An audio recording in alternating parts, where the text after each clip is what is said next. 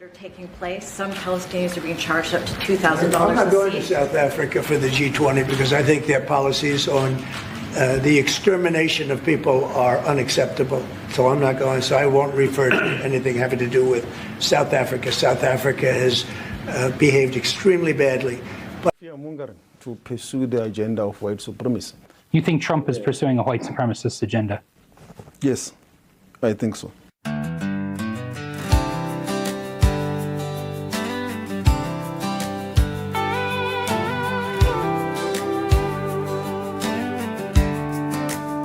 Sunrise over DC, coffee in my hand. Saw the headlines from a faraway land. South Africa's politicos running their mouth again about America and me. Where does it all end? They're about a whole year of the same old tune, name calling in tall tales beneath the African moon. Oh, it's more trash in the USA.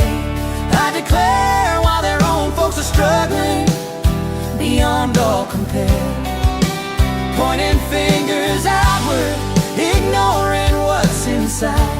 For Afrikaners and minorities, nowhere left to hide. Well, this cowboy's had enough, patience wearing thin. Gonna tell the world the truth. Where do I begin? They talk about freedom and justice for all, while their own people are answering a different call. Farmers on their homesteads, living in fear and dread. Minority voices silence words left unsaid.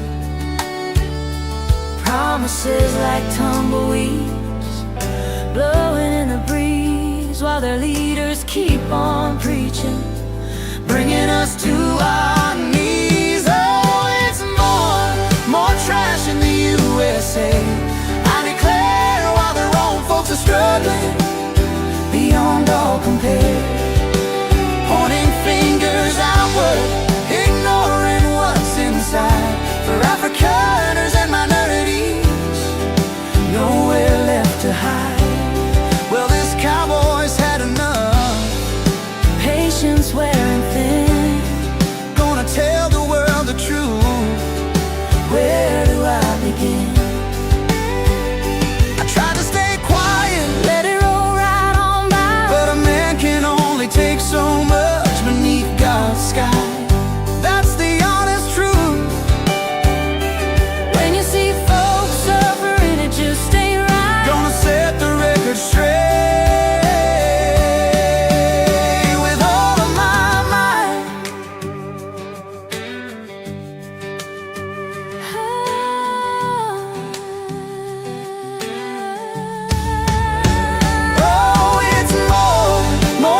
In the USA, I declare, while their own folks are struggling beyond all compare, pointing fingers outward, ignoring what's inside.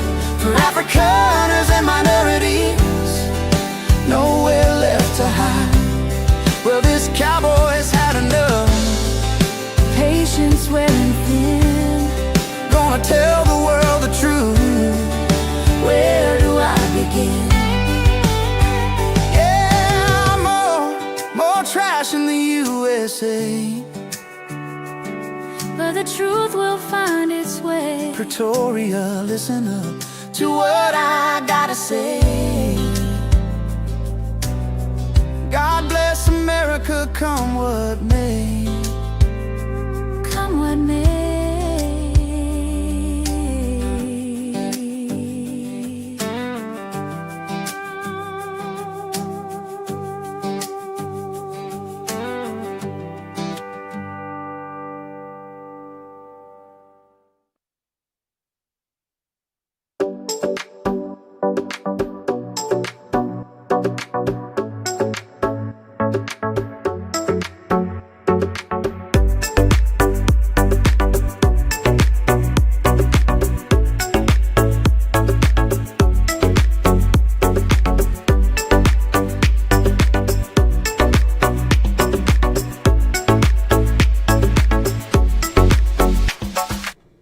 Hey folks, welcome back. Sunday night, November 23rd, 2025. Sunday night, there you go, just checking the sound. Yeah, so if you're wondering why there was an announcement, I wasn't going to do a show tonight. I decided to do one last minute. 20 minutes before it's time. Wasn't feeling really up to it, a little bit knackered, a lot going on. Decided to have people counting on the show, so dug myself up and got moving, and here I am. So welcome back, folks. Good to see you again. Let me say hello to folks who are in the chat here very quickly. We've got Mandy van Rooyen, Dogzilla's here, Lana Roots, Karen Graham, Elmarie Mayer, Mandy van Rooyen, Duvet Thron. What say you? Which is better to resettle this after a result you say to renounce on this receiving green card or not? I would not renounce my citizenship. You're not a citizen of the U.S. and you don't want to be stateless. You won't be granted American citizenship by renouncing your South African citizenship. You should retain your South African citizenship. Your green card has nothing to do with your citizenship. We have foreign nationals from all over the world who live in our country with green card. It just means you have permanent residency here. That's all it means. All a green card is permanent residency. It's not citizenship. My advice is you don't renounce your citizenship. Why would you renounce your citizenship? The ANC isn't forever, and the situation may change in which one day you may want to go home, maybe you won't, but don't renounce your citizenship. If you at some point decide that you want to become an American citizen, well, that's a different story. That's something you can do down the road. But the bottom line is you wouldn't want to renounce your citizenship. That's not a wise move. I'm saying that's my advice. Okay, just a second here. I want to see something real quick. Well, these are filthy glasses. They look all right, but boy, they are really dirty. Man, they need to be cleaned badly. Yep. I've got a rag here somewhere. There it is. Let's see if that works.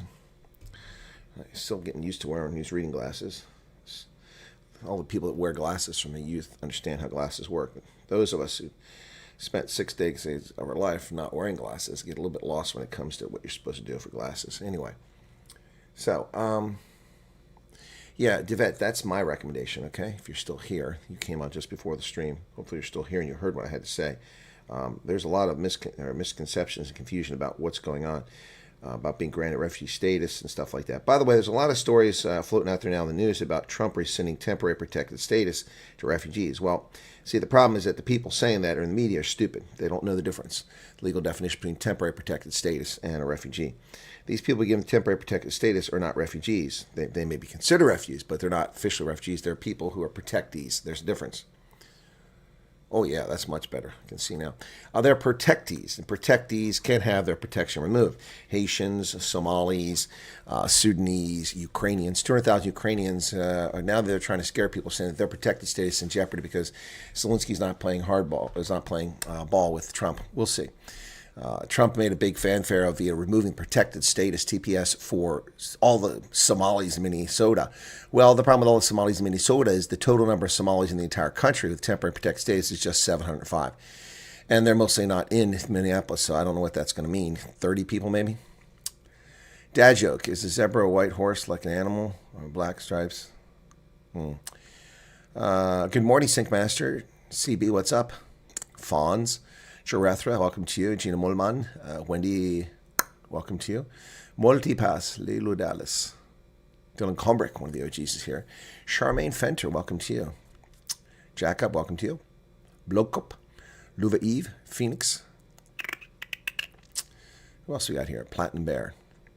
Yes, the G20 is on the map for all the wrong reasons. Despite the full court press and the media, the bottom line is most people don't really care about the summit. They don't really care. I planned on being there, but unfortunately events conspired against me, so I couldn't be. It's raining in Durban, says Karen. Anarchy, welcome to you. Expat Family Joubert, Phoenix, Dreamliner, Jarethra, Maureen Brook, welcome to you.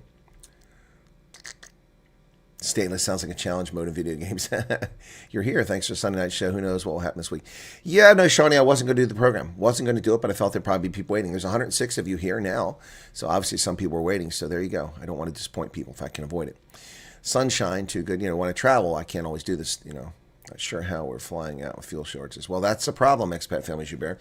One beyond the control of the United States, the ineptitude of South Africa's airports company, South Africa, a state-owned parastatal, which is incapable of managing the airports in South Africa.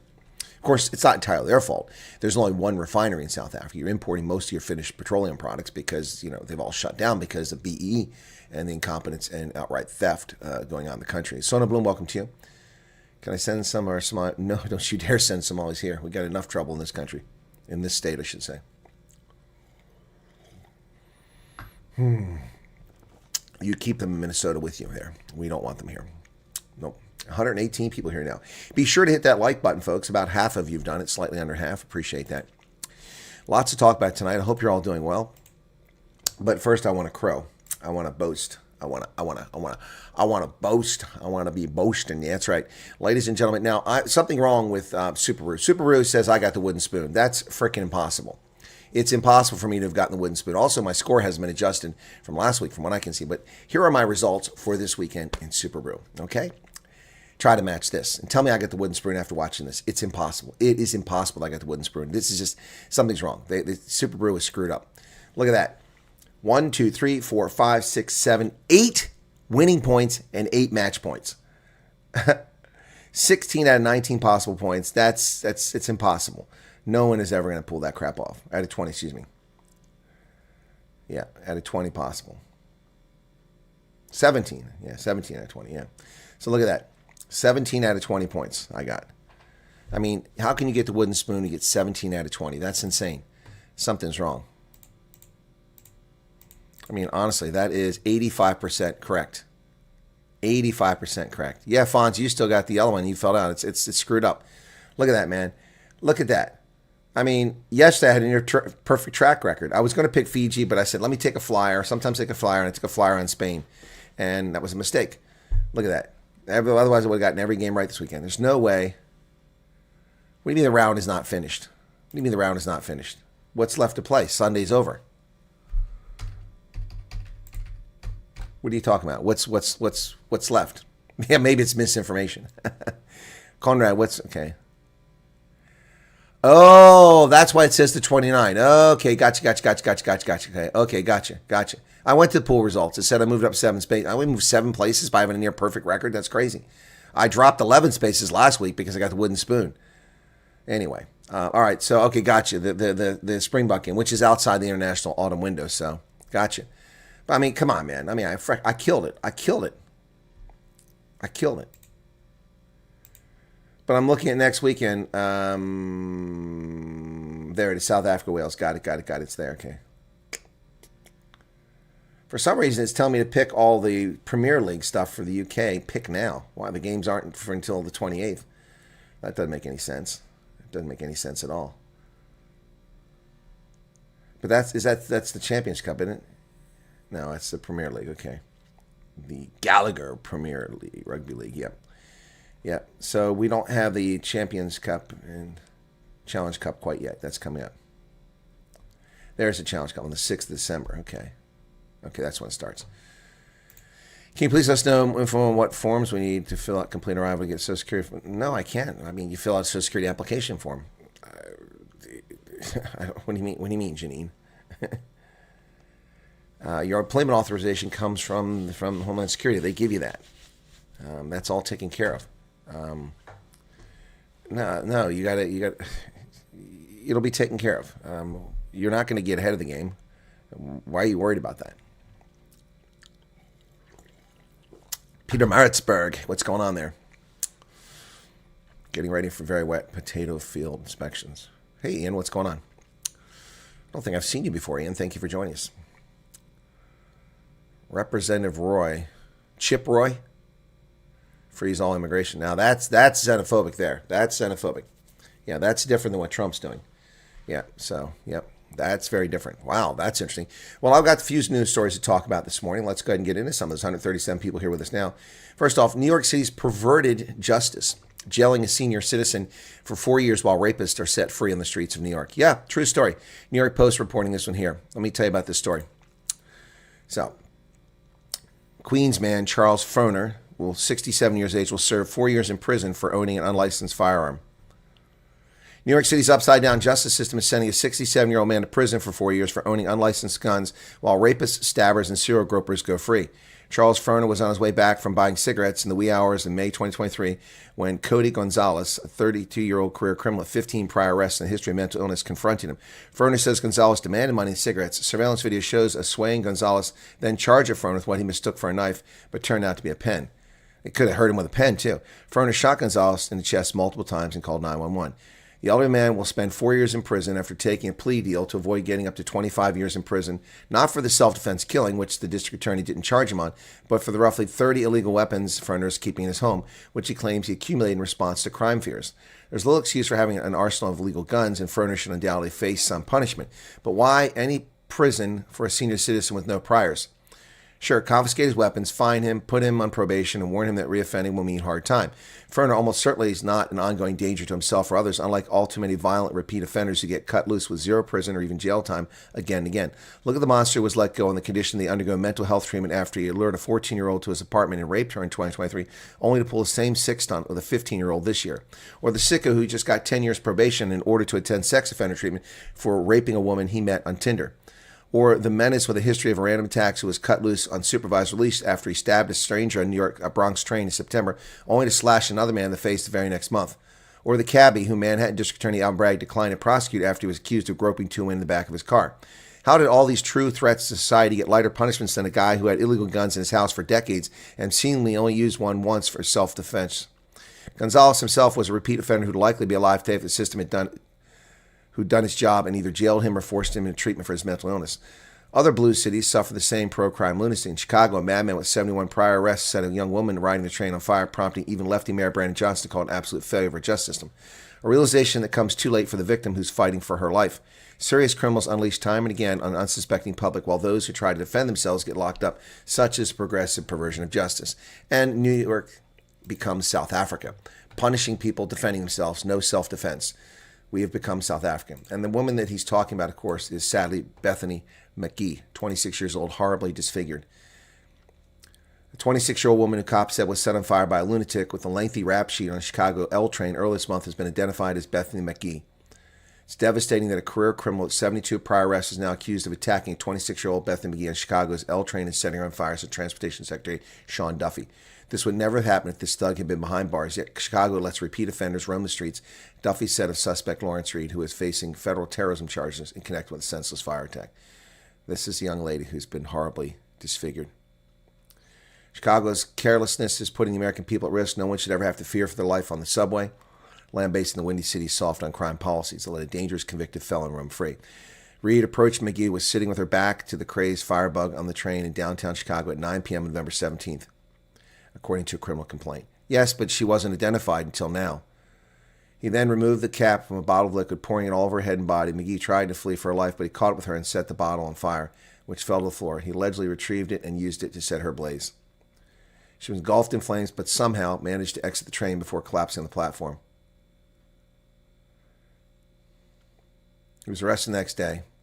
There's 22 prior arrests since 2016 alone, 53 criminal cases in Cook County dated back to 1993, 9 of them felonies for which he pled guilty, yet he was walking the streets. He's only served time twice, spending just 2.5 years behind bars total. According to court records viewed by the outlet, Reed was released with an electronic ankle monitor in August after knocking a social worker out cold in a psychiatric house where he'd been committed. He left her with likely optic nerve damage and a concussion, causing her to experience memory issues, headaches, and daily nausea.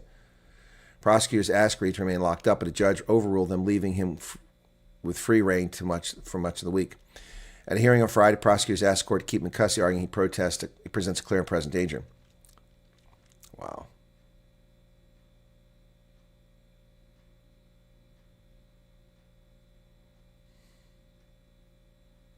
His deranged behavior was on full display in his initial court appearance Wednesday, during which he caused frequent disruptions by singing, babbling, and instructing the court not to speak to him.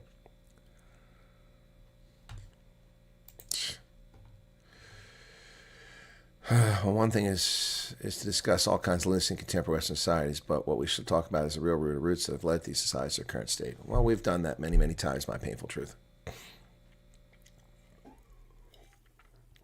Yep, South Africa comes to New York and Chicago. Yep.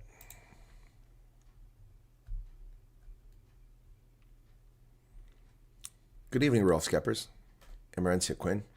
Pressure mounting on the leader of the Democratic Alliance, where the Daily Maverick is not letting go of the story on John Steenhuisen. And there's the leftist ask a dumbass question. Wow. So you just don't give a crap about the horribly disfigured woman. It's okay for you that she was assaulted on a train just riding public transport. You lefties want everybody to abandon their cars and ride in public transport so they can be raped and assaulted and torched by lunatics like this that you release from prison because of your empathy. Thank you for your comment, Dogzilla. You've just, because you've just proved what an ass you are. Thank you for sharing. It's always nice when lefties expose themselves. Thank you so much for her. My goodness. How can you're not even a real person, are you? You're just a bot. You're just a brainless, thoughtless, emotionless bot. Pressure mounts on Democratic Alliance's John Steenhuisen over the firing of Dion George. Urgent questions have been raised by civil society about the suitability of the new environment minister as George prepares to sue for defamation. Yeah, Johnny Steenhuisen has appointed somebody who's got deep ties to the industry. Have we spoken about whether democracy means all get to vote and all votes get to count the same? Don't know what you're talking about, my painful truth, but on this program we've talked many times about the history of voting in America and also my view that democracy is a bad thing. Representative democracy is a different story. That's why we have checks and balances in our system like the Electoral College and why we did not vote for senators initially. The most important body of the legislature was selected by the state legislatures, not by the voters. That was intentional to show that the states are sovereign and the states matter. You are not going to find me supporting the way the system is done now. Mail-in ballots is just a scam. It's an utter scam. An utter scam. Anyway, so Steenhuisen's in trouble here. Here he is with members of wildlife ranching South Africa. And the questions between the DA and the for money ranchers is becoming a big issue, at least on the Daily Maverick. People want to know. Items they demanded are the document that outlines why George was removed or stepped down the DA's written recommendation nominating Willie Okamp, any vetting, integrity screening, or conflict of interest assessments conducted, recusal protocol. Well, it's interesting to ask for this. And while I have no problem with them asking for it from John Steenhuisen, DA, I'd like to know where are these requests for all of the ministers from the ANC? Where are they from the ANC? Because they're certainly not worried about that. Let's just go for all of them while you're at it.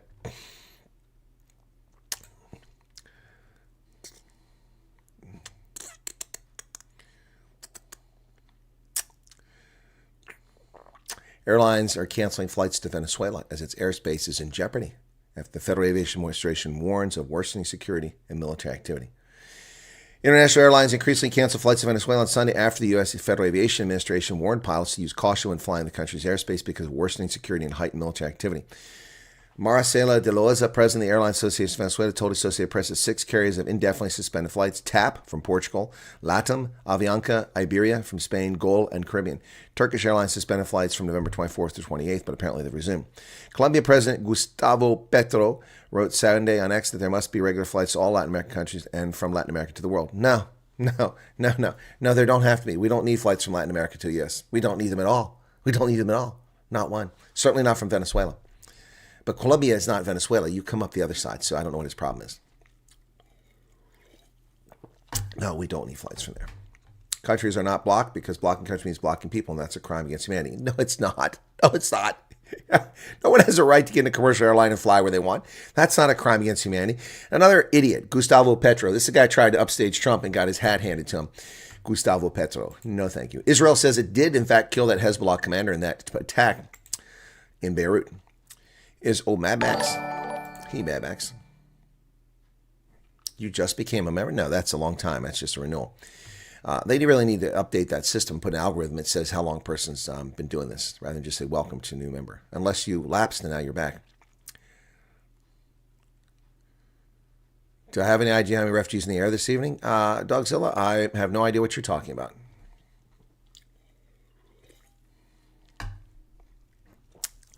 Nobody seems to raise a proposal for merit-based controls on who gets to vote, not even Senator Kenney. No, that's okay, my painful truth. Well, the problem is that pretty much anybody's allowed to vote, no matter how stupid they are. I mean, the vast majority of people who are allowed to vote in this country couldn't pass the citizenship test. Want to bet? I'll bet I'm right. Anybody want to take the bet on that? Yep. All right, let's do this. We're going to do the citizenship test. Now, there's a lot of South Africans. I bet they do better than Americans.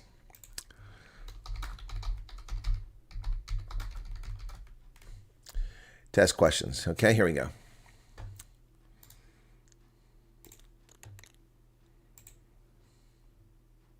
Oh, that's not helpful. I want the one to answer. Oh, that's not helpful. Test yourself. There we go. That's the one I want.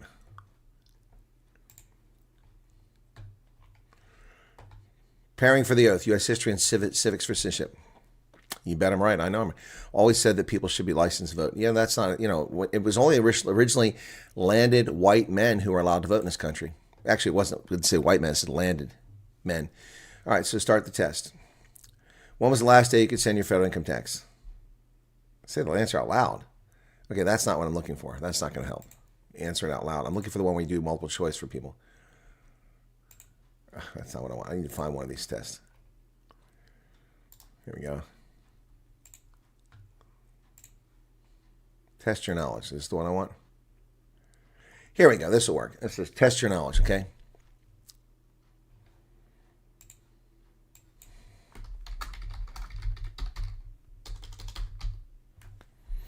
So we're going to do this one here, okay? All right, ready? Let's see how it goes. Maybe I'll be embarrassed here. All right, ready? There you go. How many amendments does the Constitution have? 27, 25, 26, or 24? Anybody want to guess? How many amendments does the Constitution have? Anybody want to guess?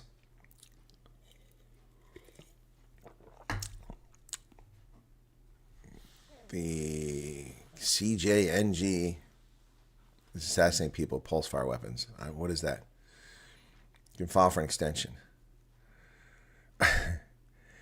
Sean says 27. MX says 26. Alan has no idea. The answer is 27.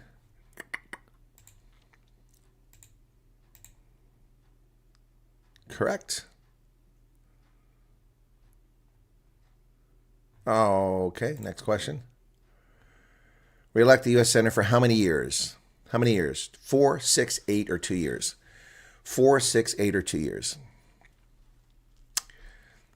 4, 6, 8, or 2 years? Trump may be just waiting to finalize Ukraine-Russia deal before moving on to Venezuela. Could be. 4, 8, 8, 8, 8. Not one of you got it right. It's 6 years. Not one of you got it right. Wow. 6. In Federalist number 62, James Madison defended the 6-year term for senators. He believed the length of service would insulate senators from public whims. Senators who did not need to win an election for another 5 years, for example, would not yield to the impulse of sudden and violent passions and be seduced by factious leaders into intemperate and pernicious resolutions. Well said, James Madison.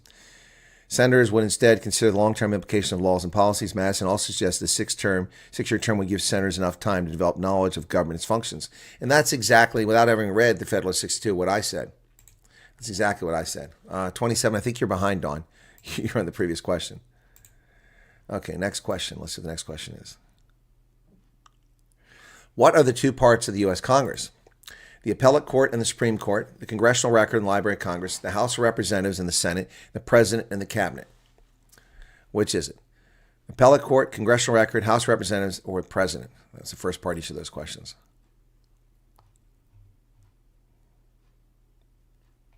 Anybody want to guess? Read a story tonight about former Lieutenant Colonel Vindman, now a congressman. No, he's not a congressman. His brother's a congressman. No, he's not a congressman. Vindman's not a congressman, is he? Did he get elected? No, that doesn't make sense. Oh, Eugene is the one. Yeah, that's not the same one. Yeah, no, he's not the same one. That's the brother who's the lawyer. No, Alex Vindman is not he's not. By the way, his name is not Eugene. It's Yevgeny Semyonovich Vindman. Yeah, Russian or Ukrainians who decide to change their name to blend in. Yeah. Yeah, he was a judge advocate. That's not the same guy. You're talking about his brother, his twin brother. Yeah, he's a twin brother. That's his twin brother. House and Senate, House and Senate. Correct. It is the House and Senate. That's what the Congress is. Okay. There you go. You chose the correct answer. Next question. Who is the Commander-in-Chief of the military? The President, the Director of CIA, the Chairman of Joint Chiefs of Staff, or Secretary of Defense?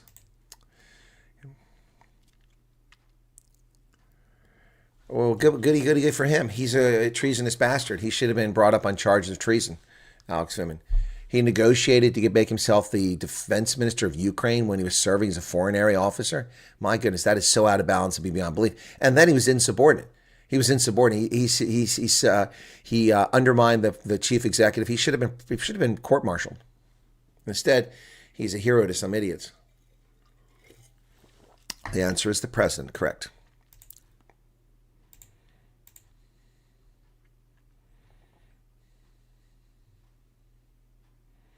The founders believed that the military was under the control of an elected official would prevent the U.S. military from ever being directed against its own people. What are the last names of the 5 most recent presidents? Clinton, Bush, Obama, Biden, Trump. Bush, Clinton, Bush, Obama, Biden. Reagan, Clinton, Bush, Obama, Biden. Kennedy, Nixon, Reagan. Okay.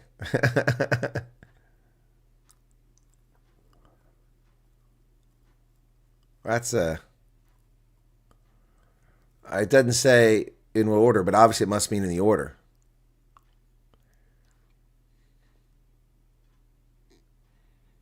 That's a tricky one there, messing people up. It's got to be Clinton, Bush, Obama, Biden, Trump. But Trump was in between, so that has to be it. Correct. Anyway, 22 states have sent 45 individuals to the White House. Virginia has sent 8, Ohio 7, New York 5, Massachusetts 4. 30 states have sent no representative to the White House.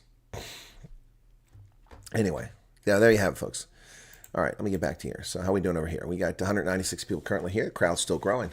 Ooh, clouds are gathering on a Monday morning in South Africa, and it's Sunday night here.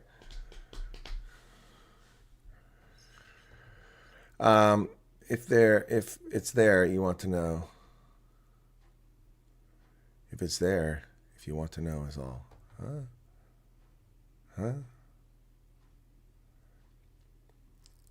I don't care about Alex Vindman. He's a treasonous bastard. Should have been court-martialed. His conduct was beyond the pale. Beyond the pale. Who cares what Obama has to say? He's a criminal who used extrajudicial measures to murder Americans. You know, the media is freaking out over Trump blowing up narco-terrorists in the Caribbean, yet the media had virtually nothing to say about Obama murdering an American and his 16-year-old son in Yemen with a drone.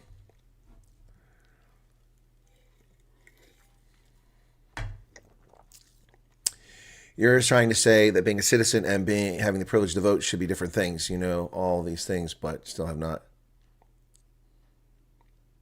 Or you can know all these things, but still, well, yeah, I got you, but who makes that decision, my painful truth? That's a very slippery slope.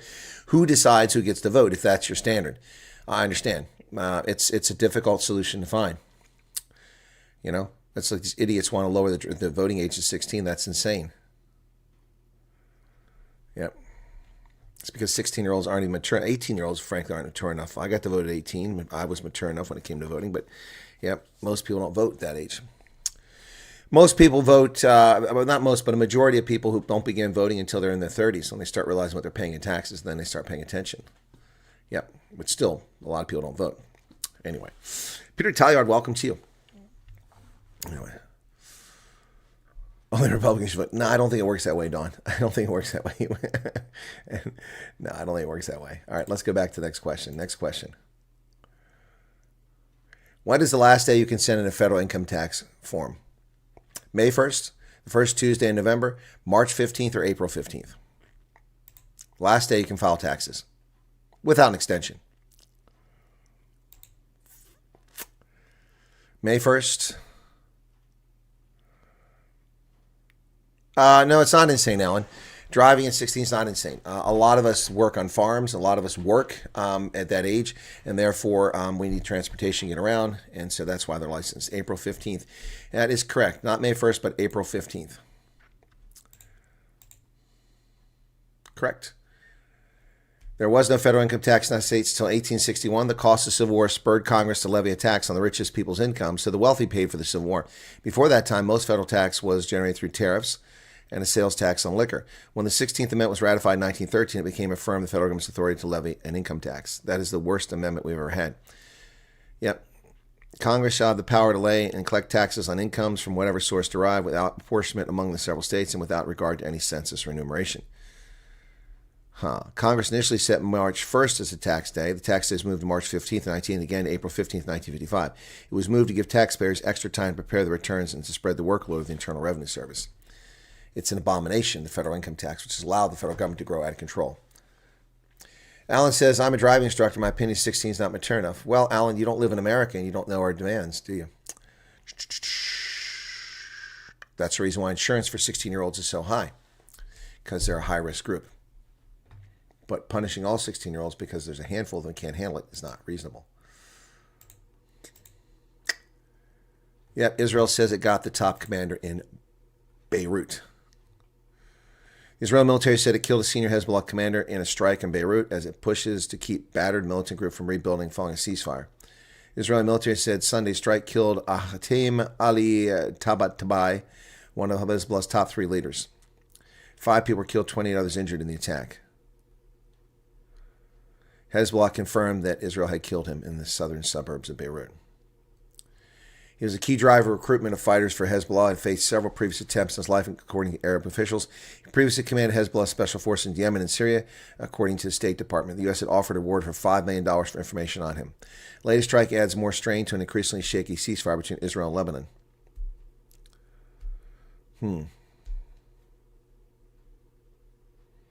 Israel is providing intelligence to help the Lebanese army disarm Hezbollah in Lebanon south, but the effort stalled as it moved to the broader disarmament of the group. Well, Ukraine. Yes, Ukraine has got their back against the wall. They got till Thursday, Thanksgiving, to make a decision. Trump lashed out at Ukraine even as talks on his peace proposal were still taking place, accusing the country's leadership of being ungrateful for American support. But they cite progress. Ukrainian American officials said they made good progress on Sunday in talks about a contentious U.S. plan to end the war in Russia, even as President Trump lashed out at Ukraine. I don't think... What's that? Oh, you just deleted your text there. Why'd you delete your text? On farms in South Africa, kids drive before 16 and only get a license at 18. Most people get licensed but can drive. Why the big fuss? Because Donald Trump wants to host the G20 at his golf resort. No. He doesn't have a golf resort in Miami. The G20 is in Miami. Doral is not, no, it's not hosting in his golf resort. What are you talking about? Where are you getting that nonsense from? How and where citizenship tests is done? All over the country, every state, every major municipality has a place, usually at a courthouse or something like that. Yes, if you're becoming a naturalized citizen, you have to take the test. It's easy. I think it's easy. But then I'm a very well-informed historian and political scientist, so I probably would think it's easy. Yep. So I started reading a book about the Incas.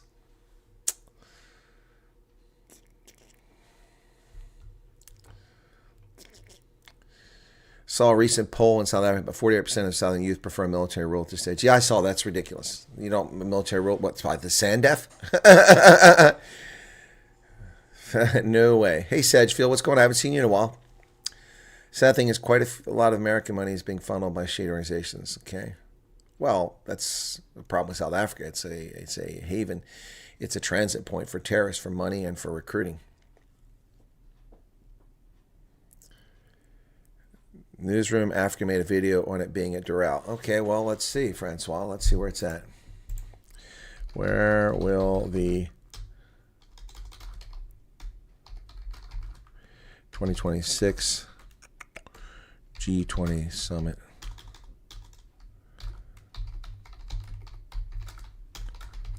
No, it's in Miami, right?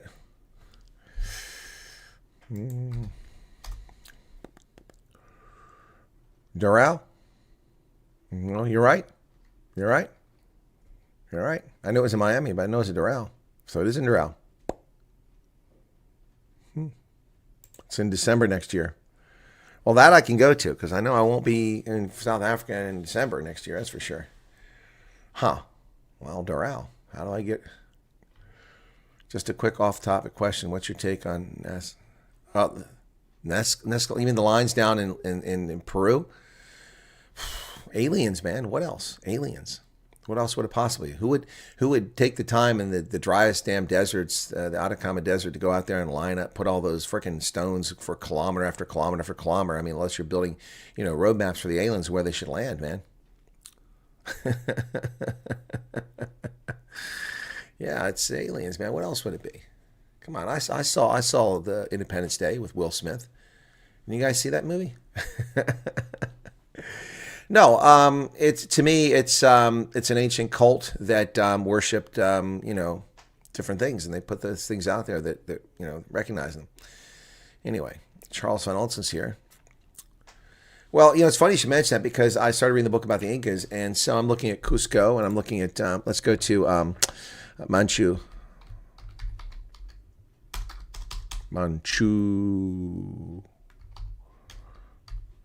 Picchu. Machu Picchu. Let's go to Machu Picchu, excuse me, and then we'll look at Cusco. But that's so Machu Picchu. I started looking at that.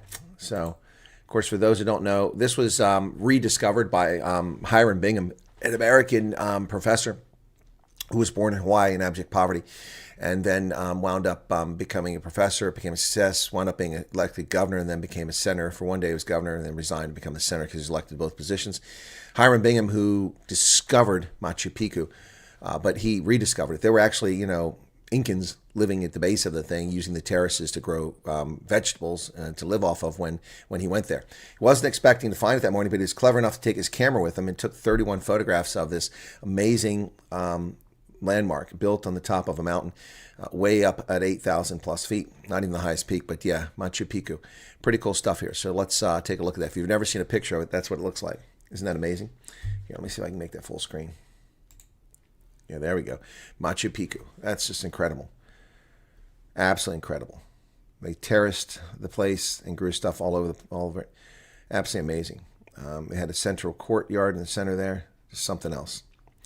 It's the most visited site there. No, I have not seen that research, Mr. Echo.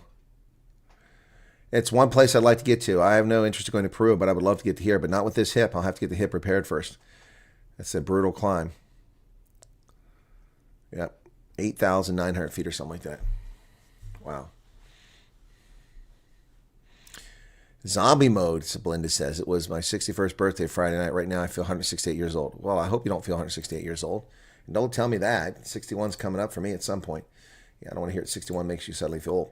It's a 15th century Inca citadel located in the eastern Cordillera of southern Peru on a mountain ridge, 8,000 feet, 2,430 meters, 7,970 feet. It's situated in the district about 80 kilometers northwest of Cusco, above the Sacred Valley and along the Urubamba River, which forms a deep canyon in a subtropical mountain climate. Often referred to as Lost City of the Incas, it's one of the most iconic symbols of Inca civilization and a major archaeological. By the way, the Incas only had an empire for about 80 years. That's it, 80, 90 years. It was very short-lived, and it was taken out by about 168 Spaniards, their slaves, and courtiers. 80,000 troops the Inca had, and 168, about 200 people defeated them. Yep. Built around 1450, it's believed to have served as an estate for the Inca Emperor Pachacuti, who is, though no contemporary written records exist to confirm this. The site was abandoned roughly a century later, likely during the Spanish conquest. Modern radiocarbon dating places its occupation between 1420 and 1530. It's constructed in classical Inca style, featuring finely crafted dry stone walls. Notable structures include the Temple of the Sun, the Temple of the Three Windows, and the Ritual Stone. Although the site was known locally and reached in the early 20th century by proven explorer Agustin Lizarraga, it was brought to international attention in 1911 by American historian Hiram Bingham III. The original Inca name of the site may have been Huayana Picchu, after the mountain on which part of the complex stands. Yep. So, it was previously believed to have been built in the 1450s. However, a 2021 study led by Berger used radiocarbon dating to reveal that Machu Picchu may have been occupied from 1420 until 1530. Construction appears to date from two great Inca rulers, Pachacuti and Tupac. A consensus among archaeologists is that Pachacuti ordered the construction of the royal site for his use as a retreat, most likely after a successful military campaign. Although Machu Picchu is considered to be a royal estate, it would not have been passed down in the line of succession. Rather, it was used for 80 years before being abandoned, seemingly because of Spanish conquest at the other parts of the Incan Empire. It is possible that most of its inhabitants died from smallpox introduced by travelers before the Spanish conquistadors even arrived in the area. It's estimated 750 people live there, with most serving as support staff. So here is the picture that Hiram Bingham took in 1911 when he took his camera. You can see that it was overgrown and a little bit messy. So here you go. Here's a picture that he took in 1911. Compare what you just saw.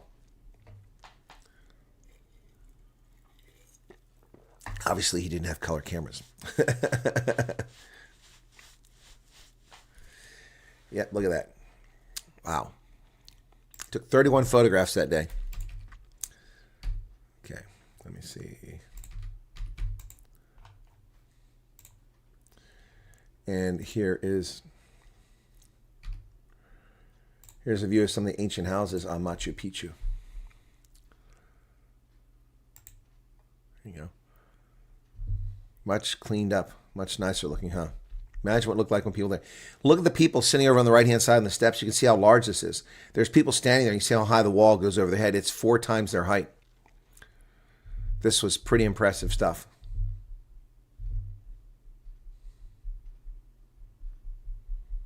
Talk about being at the top of the world. Man. All the time and labor it took to build something like that. And that was just a royal retreat. It wasn't even a city of sorts. So here's some of the terraces they used. Obviously, these were for agriculture because they had to grow stuff up there. Come on. Why is this not responding? It's not playing nice. There we go. All right, now I got it. So here's the terraces. This is a pretty incredible shot here. Check this out. And once again, you can see just how massive it is by in the center right of the picture. You might be able to see someone there with a red and black shirt on. Look how small they are. The walls, each terrace is the height of a person, approximately 5 to 6 feet. Each of those terraces, and millions and millions and millions of rocks used to build that. Can you imagine? Look at this. It's absolutely incredible. It's kept the mountain from being eroded. Whereas you can see behind it there, you can see the mountain being eroded over there in the open space where the water washes down.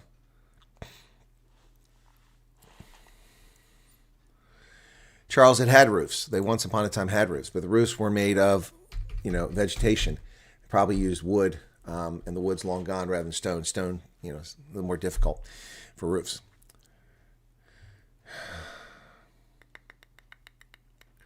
Or no, probably grass or wood. Yeah, that's what I'm saying, Bloodcoat. Yeah. Steps built by giants. I don't know about that. Machu Picchu. Yep.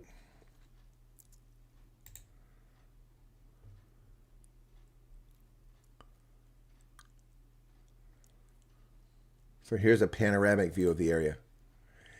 And the settlement, if you look at this, is in the center left on the lower portion. Shows you how much lower it is than the stuff around it. So there it is. That's from 1911 as well. You can see the jagged rock on the left center there? That peak is the one that's behind Machu Picchu. And then down there you can see part of the settlement covered in, it's hard to see on your screen because it's tiny. I can't really point to it. Maybe I can get my mouse on there, you can see it. Yeah, so here's my mouse. This is where Machu Picchu is right here. See that? Where the mouse is moving around. Looks like a fly on the screen. Yep. The river is down below it. They built it up there. What an amazing site. Yeah. Can you imagine building something like that now? It costs hundreds of millions of dollars to try to build something like that up there now. Just if it could even be done. Wow.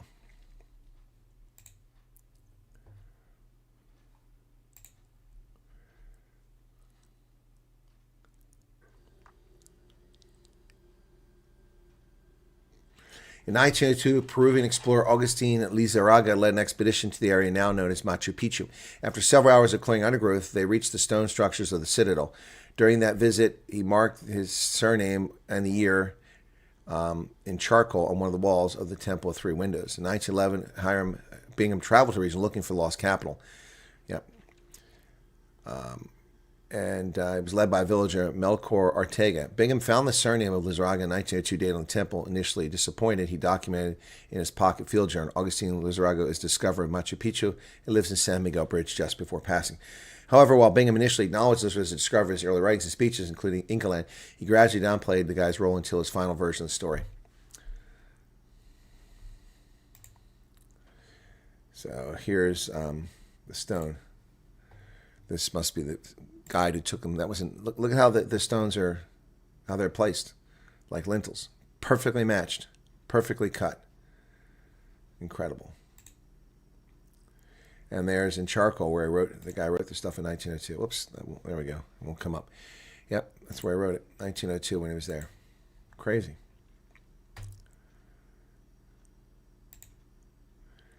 So here's a partial view of it from 1924 when Bingham found it. You can see that it's mostly covered in vegetation. Look at that. You can barely see it.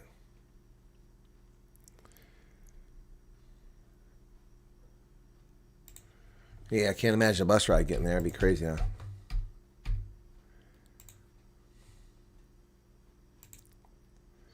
So here it is in 1912,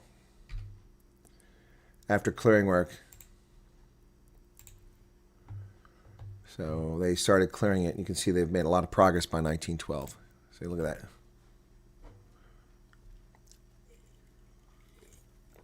But you can see that the stones there in the center are kind of shifted.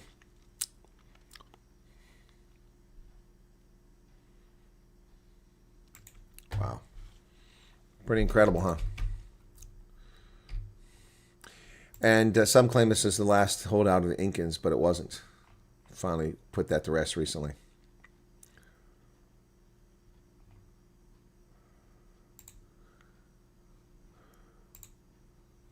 Here's a panoramic view from higher. Check this out.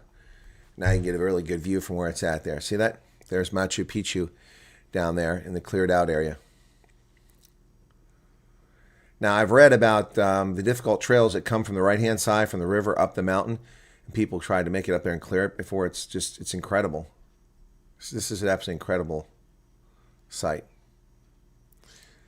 Well, you think those are interesting. I think those are interesting too, but you also check out the Mayan ruins. The Mayans are incredible. I've been to Chichen Itza and a few other sites in Mexico. Yep. All right, so here you can see it, and you can see the road that gets up to it. Check this out. The road they've built in the modern era. So, hang on a second here. Let me get that full screen. There we go. Full screen. Now you can see a little better. So, here you go.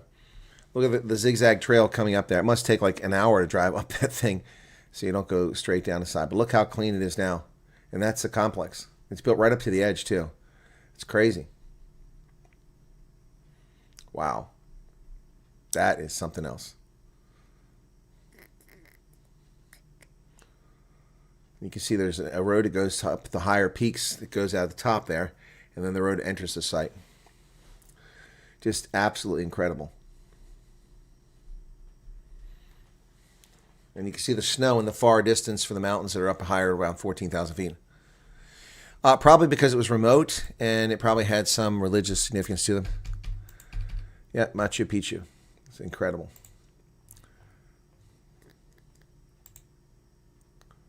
So this is cool. This is a map they've drawn of what they've discovered at the site. So there's the city gate, the main square, terraces for all the agriculture. They got a cemetery on site. Yep.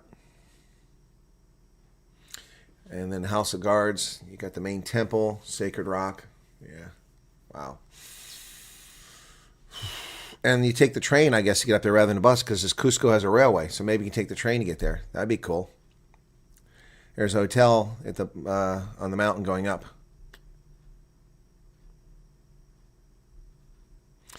Well, yeah, if you can take a road up there and I'll have to climb the damn thing with my hip, maybe I'll do it. Maybe I'll do it. Machu Picchu.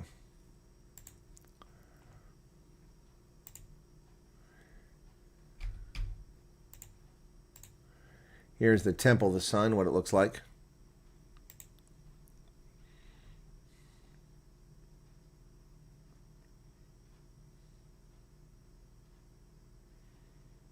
A lot of restoration work had to be done there.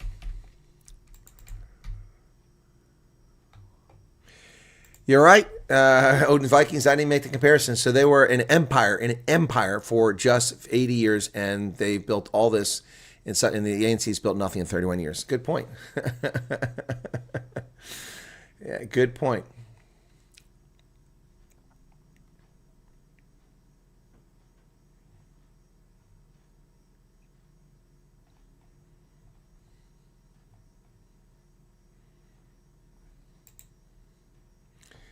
So this is the view when you arrive on the Inca Trail, when you come up when you walk into the site.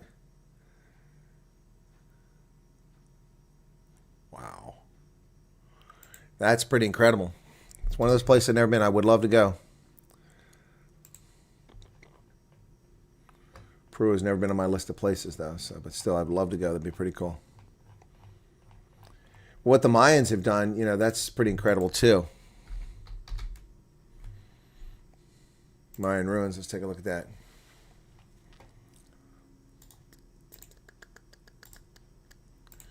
Let's look at the Mayans. Mayans was a Mesoamerican civilization existed from antiquity to the early modern period, known for its ancient temples and glyphs. The Maya script is the most sophisticated and highly developed writing system in the pre-Columbian Americas. The civilization is known for its art, architecture, mathematics, calendar, and astronomical system. The Maya civilization developed in the Maya region, an area that encompasses southeastern Mexico, all of Guatemala and Belize, and the western portions of Honduras and El Salvador. Okay, includes the Yucatan Peninsula. The archaic period before 2000 BC saw the first developments of agriculture in the earliest villages. I mean, these people built these towns, and they were all connected, and there's no vegetation, and there are still Mayan cities being found today. They're using LiDAR to find these things because they don't even know where they're at. It's incredible. They keep finding them all the time. All the time. Yeah, the Mayans were something else.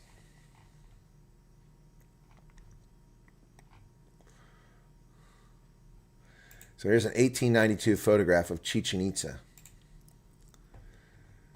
Okay, that's 1892. That's what Chichen Itza looked like in 1892, overgrown. I've been to Chichen Itza.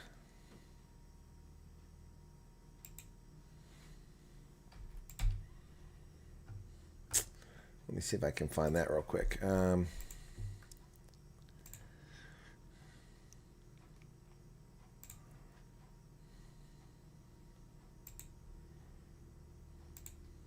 me find this real quick.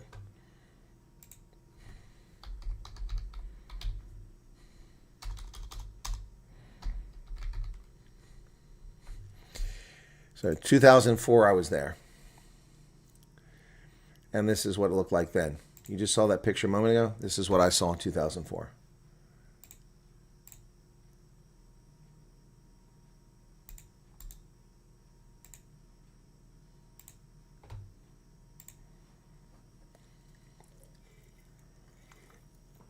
By the way, people are no longer apparently allowed to climb the steps like we did then. All those tourists and I. Apparently now it's blocked off because of the wear on the stones. But that was 2004.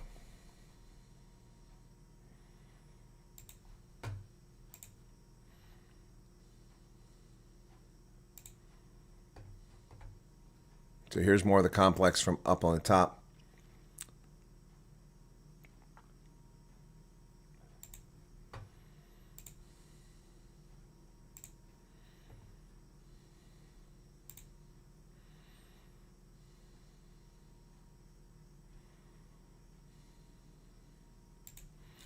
Yeah, and there's a lot of these are completely covered, still completely covered. So here I am in 2004, and look at me with a mobile phone clipped to my jacket. I got a water hydrator on, camera, digital watch, hiking boots. And this is me up on top of there in 2004. Something you can't do anymore. Look at all that brown hair.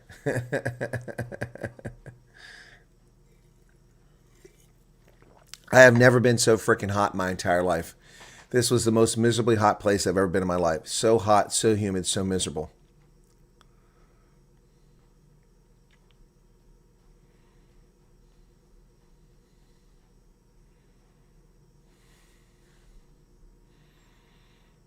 (2004). Yep.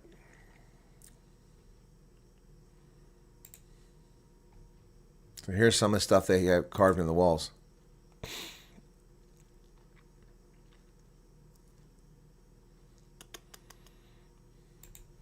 Pretty interesting stuff, huh?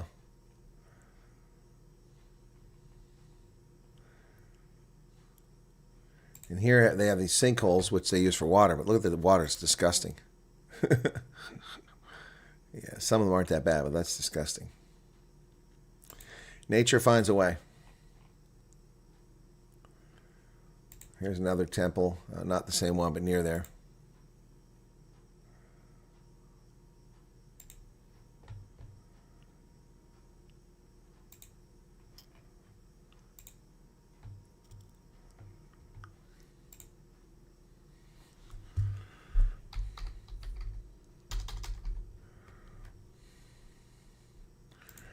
And this is along the coast, another Mayan site that I went to in the Yucatan.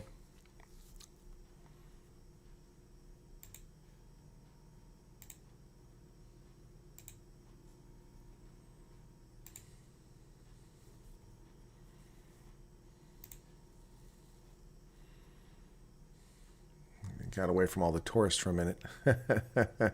I still have those shorts, and I still have that shirt, and I still have that hat. And I still have those boots and socks. Everything there I still have from 21 years ago.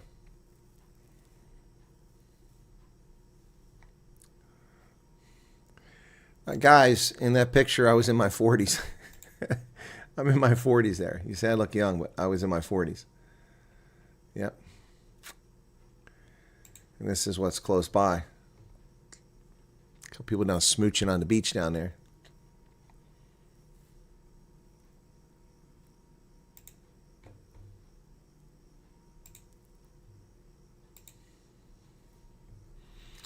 Yep. Pretty wild, huh?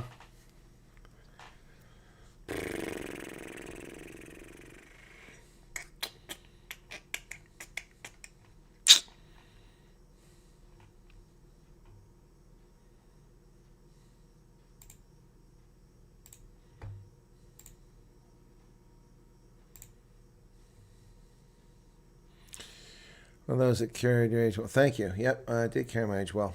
That's true.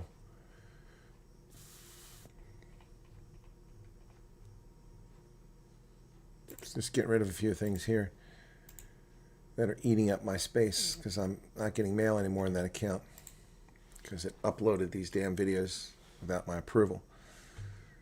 Okay, so I just delete these things and it'll free up a lot of space. So I've just cleaned up a gigabyte of space I didn't have on there because it was eaten up by these videos. In just a moment flat. It just kept loading these videos. I never asked it to do that stuff. It drives me nuts. Also loads of crappy pictures that are blurry, so get rid of those, and then I'll take care of it. But anyway, I'll do that later on, clean all this stuff up. 6,000. That was at the game I went to. South Africa was playing. And they beat Brazil. I think it was Brazil. In the Women's Rugby World Cup is what I'm talking about, folks. And I met viewers there. It was really cool. I met a number of people who watched my program. It's pretty wild. Pretty cool to be recognized. Pretty cool stuff. Really liked it. Also met a lady who played in the original Women's USA Rugby team back when they won the thing. She's a world champion. I just ran into her staying at the hotel. It's pretty cool. So another one of these a lot of big videos I recorded when I was in the UK, so I need to get rid of them.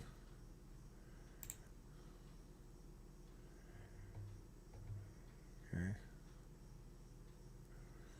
So another one, another one, another one, another one, another one. Wow, that's going to free up a lot of space.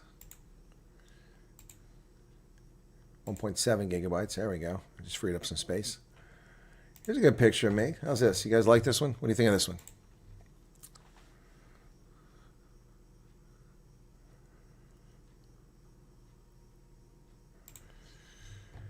Yeah, no, they're going to regret they're making these stupid jokes. George Norrie fired John B. Wells because he dared to say Obama was a vile communist. Oh, is that what happened? Is that why he was no longer there? George Norrie said that. Used to love watching Ancient Aliens. Yeah, that show's kind of funny. The guy with the real George Georgopoulos with the hair. Cancun and visited Mayan sites. Oh, I didn't know gangs were controlling it.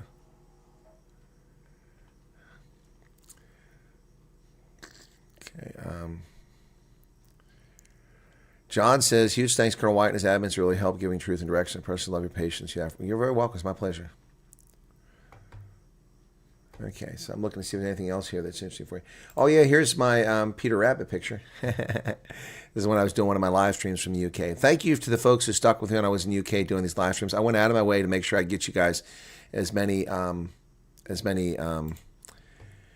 streams as I could from there. It wasn't easy. Finding Wi-Fi in the UK and finding a quiet place was tough.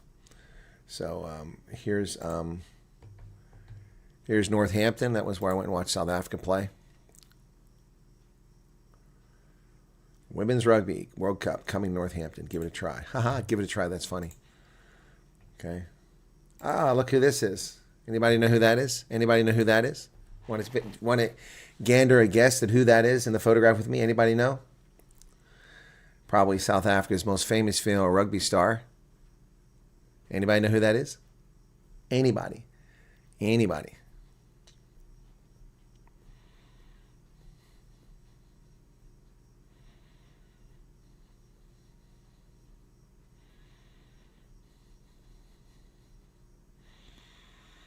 Yeah, she plays sevens. It's Nadine Ruis. See, you guys don't even know who the top female rugby player. Oh, there you go. Arnie Brand's got Nadine Ruis. Yep. There you go. There you go. All right. So I got a picture with her. It's pretty cool.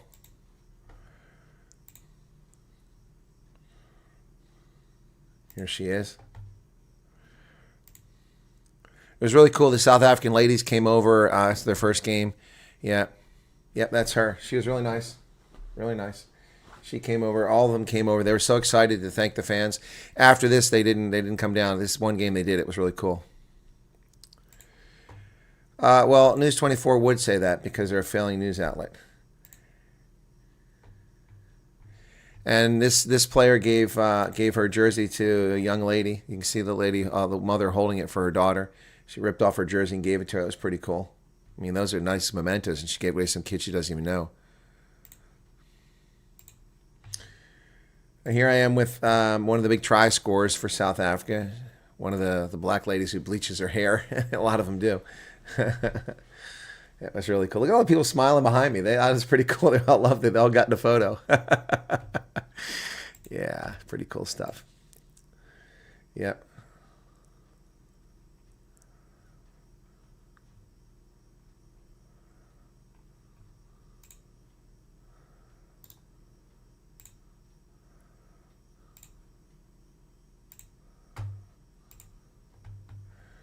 What else I got here? Oh, here's a try being scored. That game had 13,000 in it, by the way. It was a pretty good turnout. South Africa 52, Brazil 6th at that stage. Jeremy Sachs spoke to students in UNICEF and did not. Yeah, well, Jeremy Sachs is a scumbag. If we could revoke his citizenship, I'd be all in favor of it. He's a scumbag. So check this out. This is Libby Janssen van Rensburg.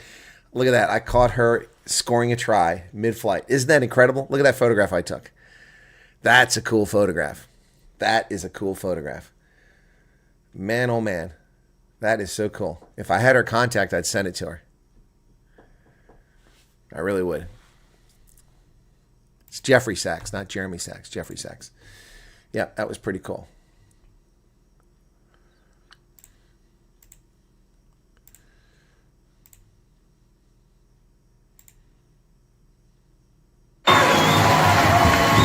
So here they are going in it. Why does it do that? Come on.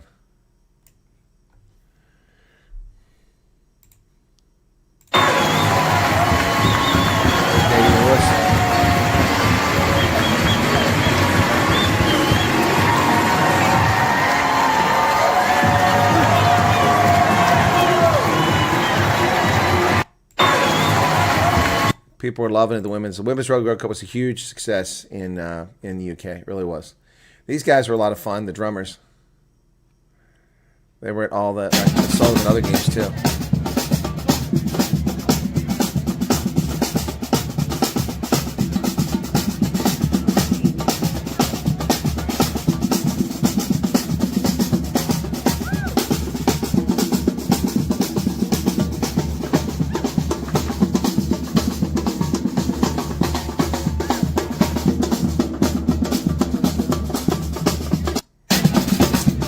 A lot of fun.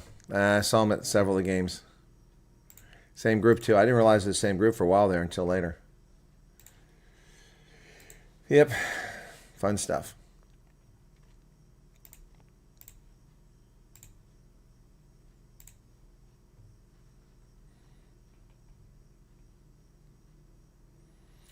So here's is it South Africa versus Canada?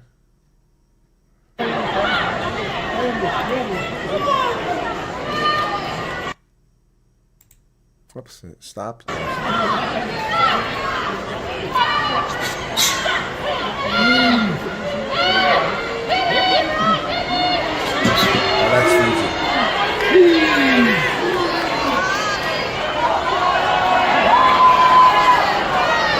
Irish are playing the 9. That was in York. York was, I think, probably one of the best venues. I love the York venue. It's really nice. Yep. So that was pretty good.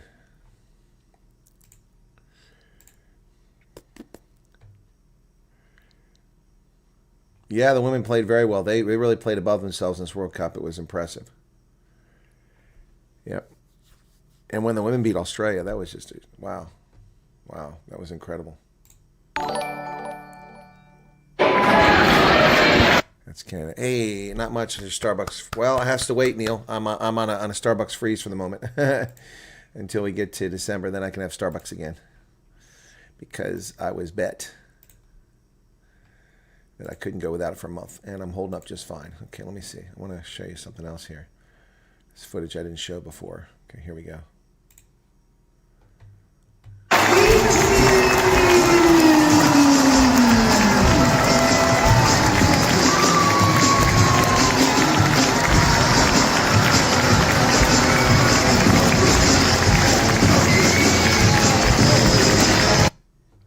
That's kind of cool. That was the Canada-Fiji game.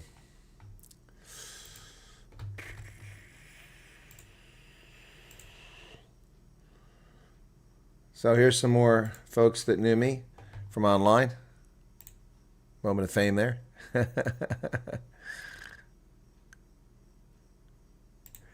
Saw them outside. One of them came on air. The mother did. We did a little interview there. The only actual interview I did. I hope to do a lot of interviews, but just it wasn't conducive for doing interviews to people. Just catch them on the street.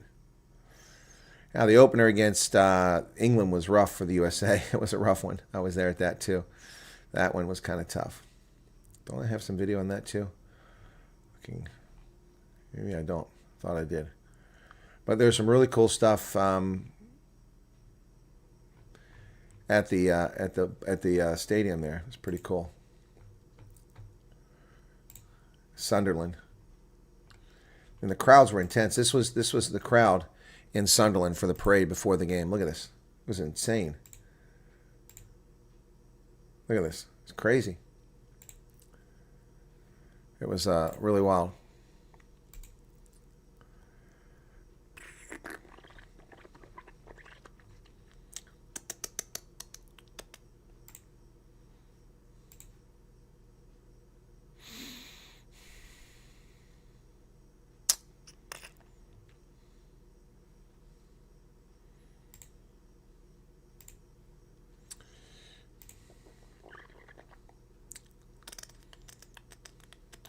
Where was that at? There we go. Okay.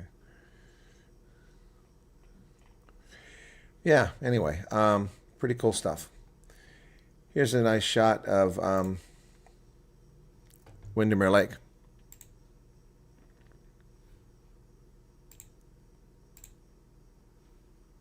It's kind of cool. Remember, for those who watched the live streams I did from Windermere Lake, that was pretty cool.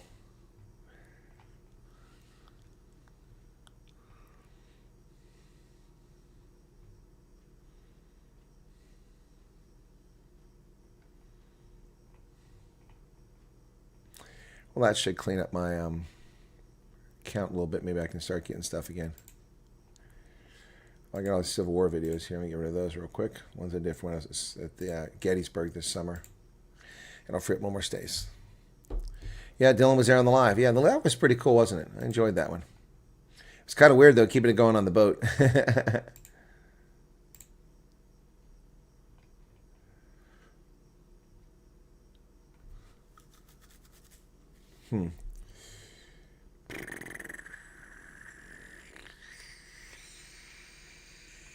Looking to see here a couple other things. Got any more I can just delete real quick. So here's Pennsylvania from the air. Okay, you guys want to see Pennsylvania from the air? Okay, let's do that. It's Pennsylvania from the air. Here's Harrisburg. So if you look at this, on the left-hand side is Harrisburg downtown. And there's the interstate running across. And in the bottom left-hand corner is City Island. That's where the sports is at. That's the Susquehanna River that's going over. The airport's off to the right here. This is flying into Harrisburg. A closer view there. You can see more of City Island there. There's City Island. See the baseball field and the soccer field behind it? Yeah. And then the parking, that's where the minor league baseball team plays. And that's a better view of Harrisburg. Yep. From the air. You're wondering what the coloration is. The water was muddy because it had been raining. There's the state capitol, that building with the dome in the center right there. Yeah.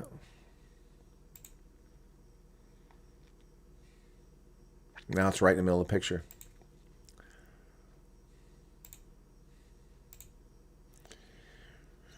Here you can see that's the mountains just north of Harrisburg. And another one of the bridges that crosses the interstate there.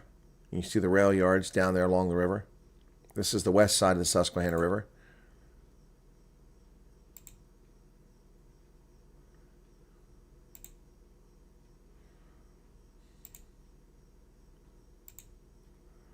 That's a good view of the Susquehanna Valley. You can see the ridgeline there where the clouds are, just to the north, and all the ropes of hills from the Appalachians there, ripples going across. They go from southwest to northeast there, and this is a lot of the housing there in Camp Hill.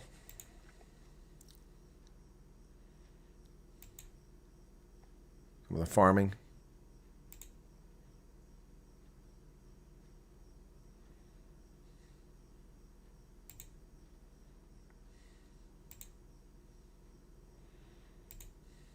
You can see I'm very prone to taking photographs outside of plain windows. I like them.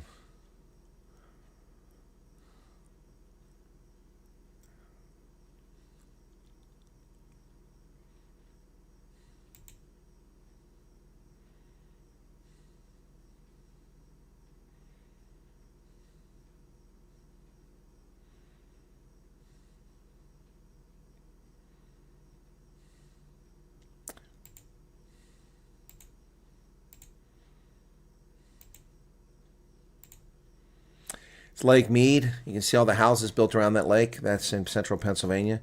Very popular. If I'd known about this, I didn't realize it was there. I could have bought a place down there and had a nice spot down along the lake when I first got here. It's a little further south here. There you can see Lake Mead from a further distance. I love aerial photographs. There's Lake Mead.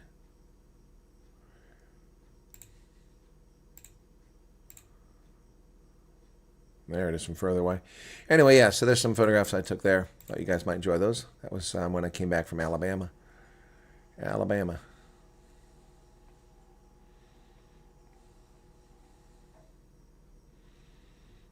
Boulders. What's Boulders doing in there? This is a funny ad. This is funny one. This is from earlier this year, Monday, May 12th. And look at this. U.S. grossly underestimates South Africa, says the presidency. Trump administration causing tensions with its plan to reset Afrikaners. Well, the plan isn't reset Afrikaners. It's a lie. That's a lie. That's a lie. Oh, here we go. This is from May. Look at May. This is where we're at in subscribers in May. 83,000. Boar FG, where you going, man?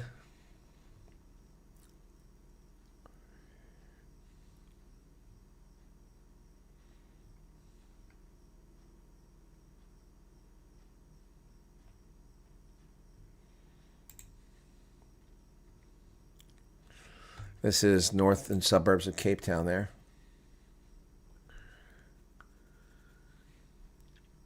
Or no, I'm sorry. That's the False Bay. It's False Bay. My bad. False Bay.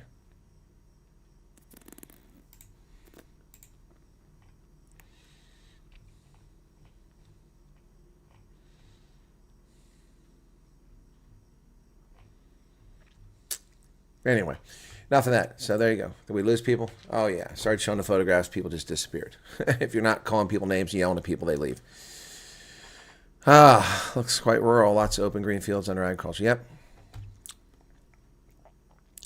A scary thunderstorm last night in Kronstadt.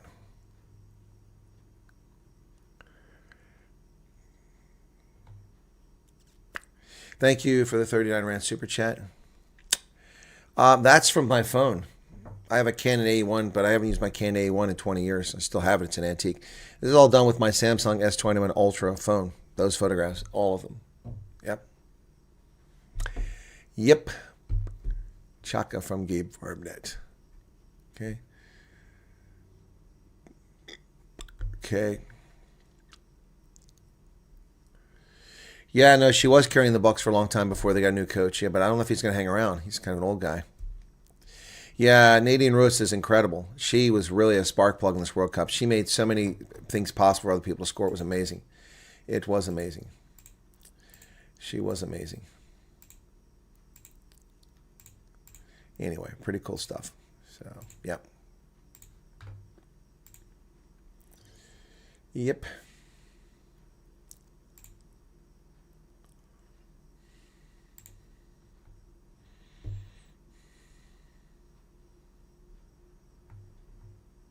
I've been able to get mail since October 15th. Wow.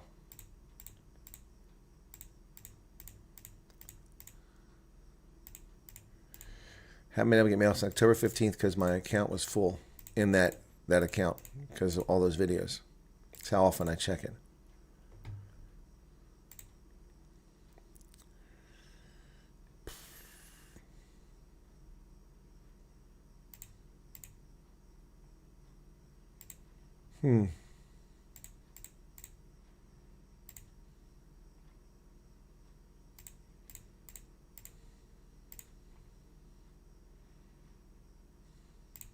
Someone wrote there.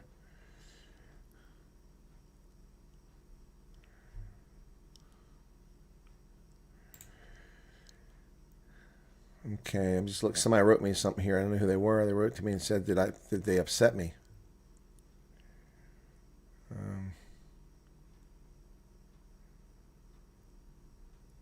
Where'd it go? Just.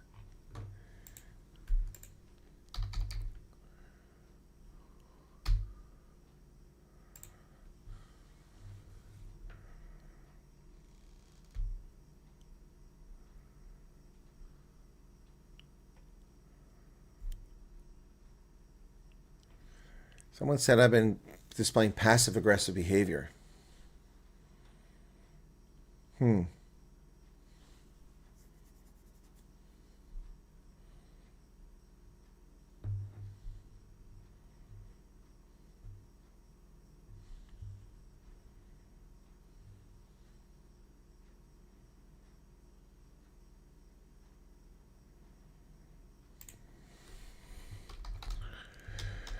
Interesting.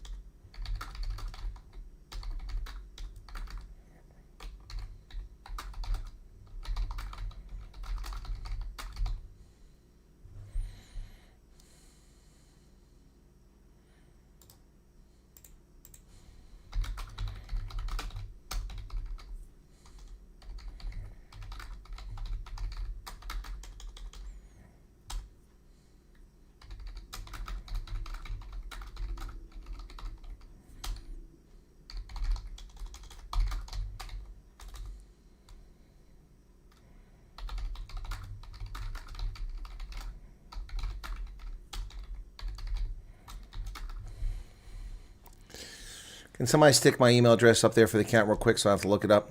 It's all about Africa 2021. If I'm saying, not trust you, Thunder. You just received a message. Others here, their pet owners might want to know. Oh, I hadn't heard about that, Lana. You're not stealing my thunder. That's fine. Thank you for sharing.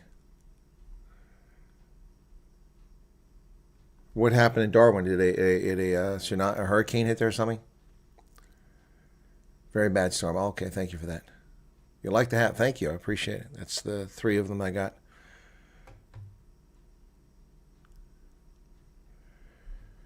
No, Russia's not going to accept it. Thomas Paine. All right, well, nobody got it for me. I'll look it up here, so I'll just tell them. So.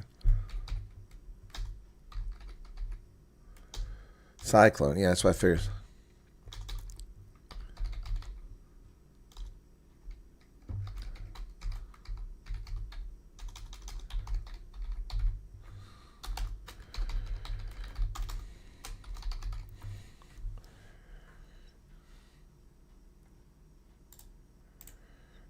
allaboutafrica2020 at gmail.com. Thank you for that, CB. I want to make sure. I just want to copy it rather than make sure I got it right. Whoops. Copy. See, I stopped showing photos and people came back.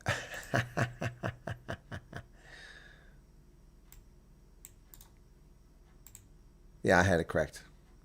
Yeah, somebody sent me a message telling me that I was passive aggressive. Tell me I'm judging a book by its cover, literally, that people have bad intentions. I don't know what the gentleman's talking about. People do have bad intentions. If you're naive enough to think there aren't people coming in my program who have bad intentions, that's not on me, that's on you.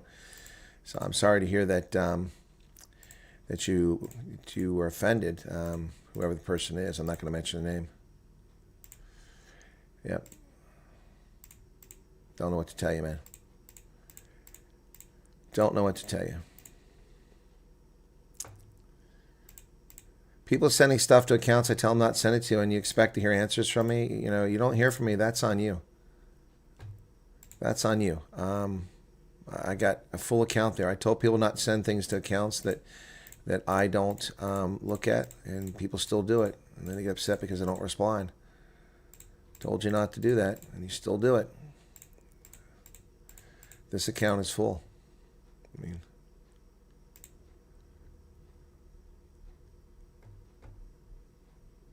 what is this? Okay, hang on. His time has finally arrived. What is this?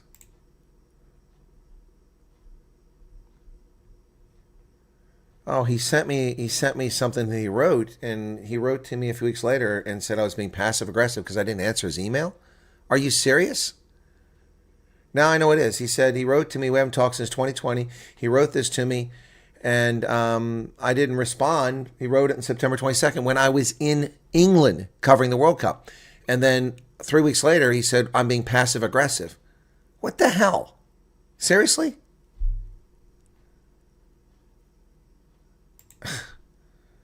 Wow.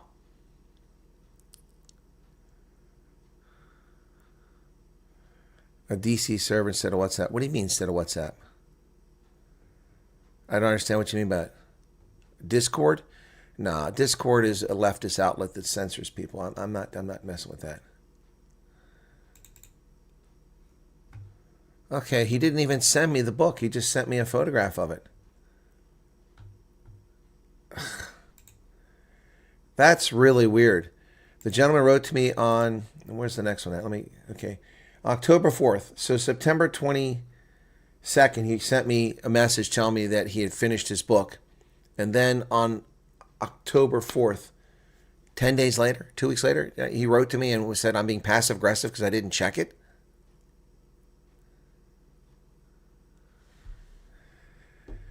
Dogzilla, I'm very well informed about the flights, but I don't discuss when they're happening until people arrive safely in the States. It's just not wise. We've covered this. Are you trying to test me? You don't believe that I actually know who's flying and when they're flying? You'd be surprised what I know. See, the thing is that I don't run my mouth. I was trusted with the most secret of secrets in the United States, and I don't run my mouth when it's inappropriate. So, yeah, anyway. Yeah, the guy accused me of being passive-aggressive because I didn't answer his email. Seriously? That's insane. Absolutely insane. Wow. I don't know what to tell you about that, folks. I really can't. Not much I can do about that if people lose their mind over that. That's just, that's kind of insulting, you know? That's kind of very insulting. That's very insulting. Wow. So he writes to an account where I told people not to write to. And then, you know, here's another person wrote to me.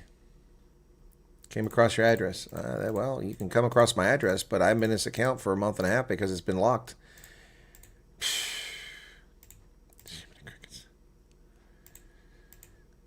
Oh, my goodness.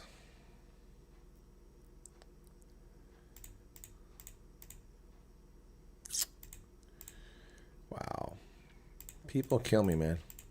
So self-absorbed. They're so self-absorbed. Bonnie, take care.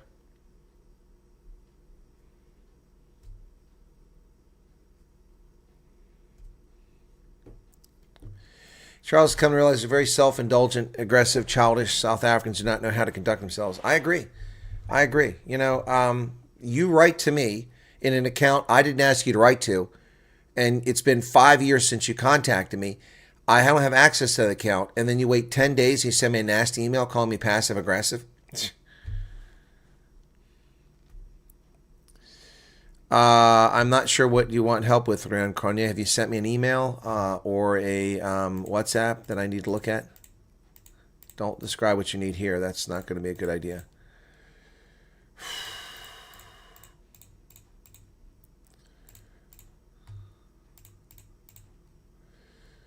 Yep, anyway.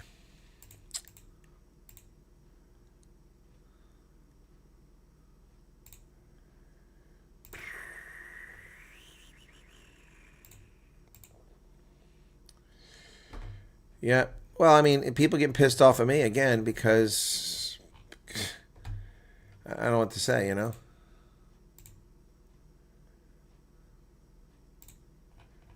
You know what I mean?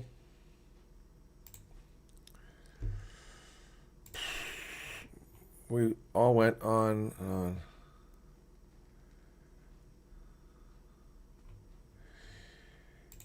Dogzilla, no, it's not like that. Also, particularly now when the restart has happened, this is newsworthy. This is going to be all over the news. South Africans are going to start talking about it again and how these non-refugees are now flying out. As soon as they find out, they'll go to the airport and they'll pull this crap. So no, we're not going to talk about that. We're not going to talk about that, okay?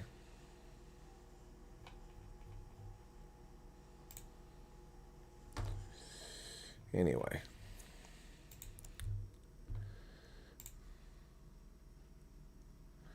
Deleting a bunch of messages that I don't need anymore here.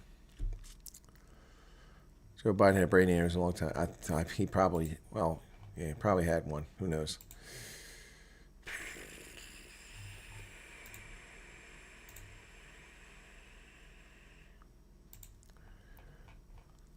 Usually gives me the option to delete everything. It's not doing that now.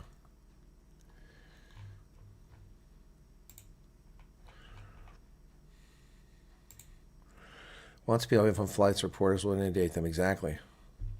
Yep. Exactly correct. That's what they'll do. That's what they'll do. Anyway. Not really important.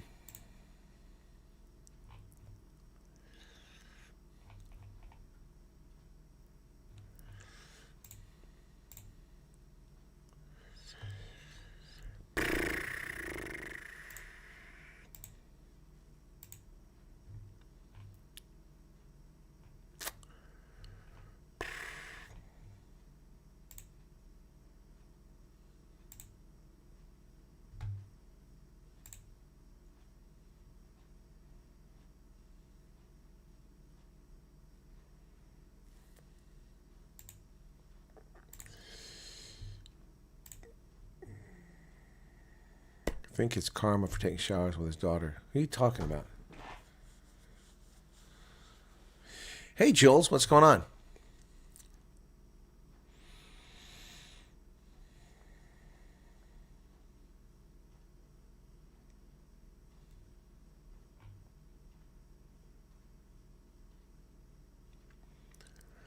You don't have her email? Well, Rihan, it's on the channel. It was just posted in the chat. Did you just arrive? Literally 10 minutes ago it was posted because I asked for it. Just scroll back up the chat. If you weren't here, then maybe one of my moderators will be... Oh, there it is. Charles Van Olsen put it up. 11:34. Charles put my email up there. It's right there. It's right there. So, it's right there. 219 people currently here, folks. Thanks for joining us. You know, I'm going to do a recorded video just off the cuff after this about the G20 being over. Yep. Former president. Which former president? It's because of confidentiality about the program. That's why no one knows when people leave the country, so let it be.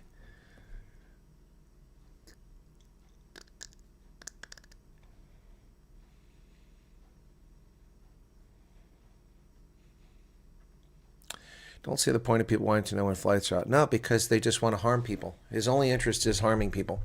That's what it's all about for this guy. He wants to hurt people. He wants somebody to be hurt. At this point, I start to wonder if he doesn't work for the ANC. Oh, Ashley Biden. Yeah, I don't care about that. He's a creepy bastard. Who cares about him? Who cares about him? Joe Biden is yesterday's trash. Nobody cares about him. So my viewership is down because I've been doing endless videos about the G20, which is expected. So it's really dropped off. Now we're down to about 500 per hour. Yesterday we were getting 4,000 per hour at this time because I had videos up that are losing steam. Well, that's okay though, folks. Good morning, Tornado. Welcome to you. But my videos did pretty well during the G20. Not all great, but I did have 100,000 view video, so that's pretty cool. Yep, that made over 100,000, so that was pretty cool. Got 114 subscribers from that one video, so I'll take that. We got 247 likes on this one. That's pretty cool. That went pretty fast. Oh, I'm losing a few subscribers tonight. Look at that. It's gone the other way. What's people are asking? How do we get the WhatsApp link? Why do people ask half-assed questions? How do we get the WhatsApp link? What WhatsApp link? It's in one of my posts, one of my comments in my videos. Always like them away in. Well, thank you, Tornado. I appreciate it. It's very kind of you.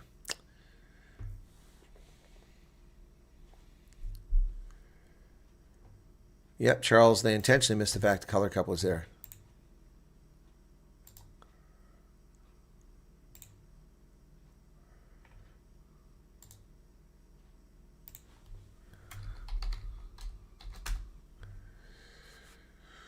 Oh, boy.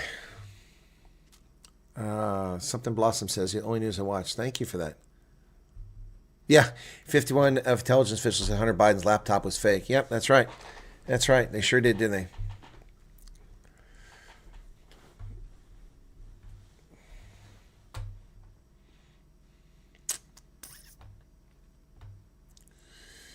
Yep.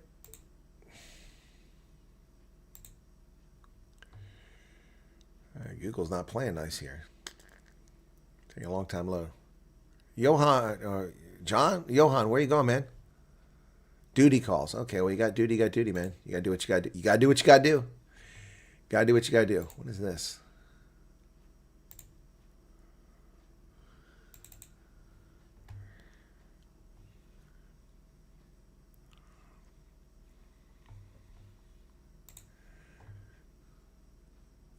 Huh.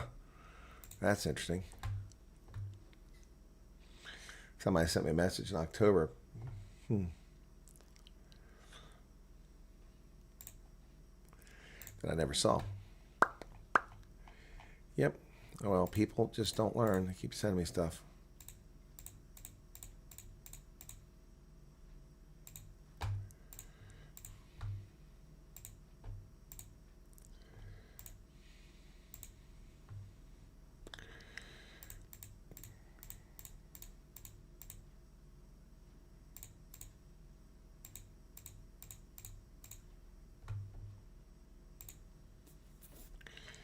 Google and tell me they can no longer upload my stuff. That's back in July.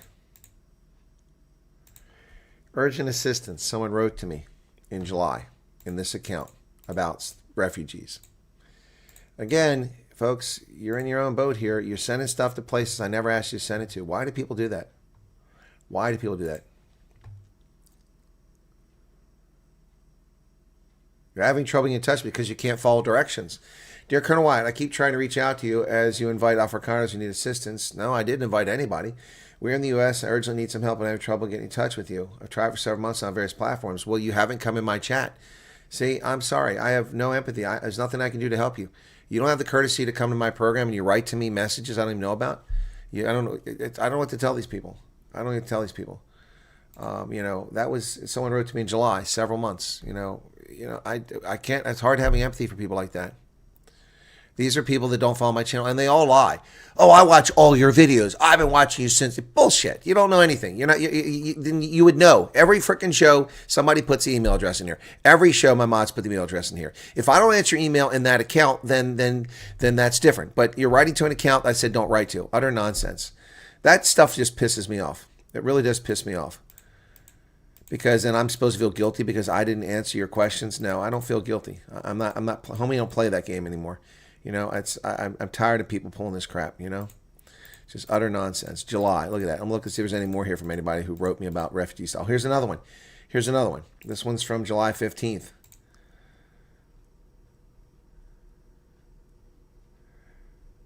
Oh, okay.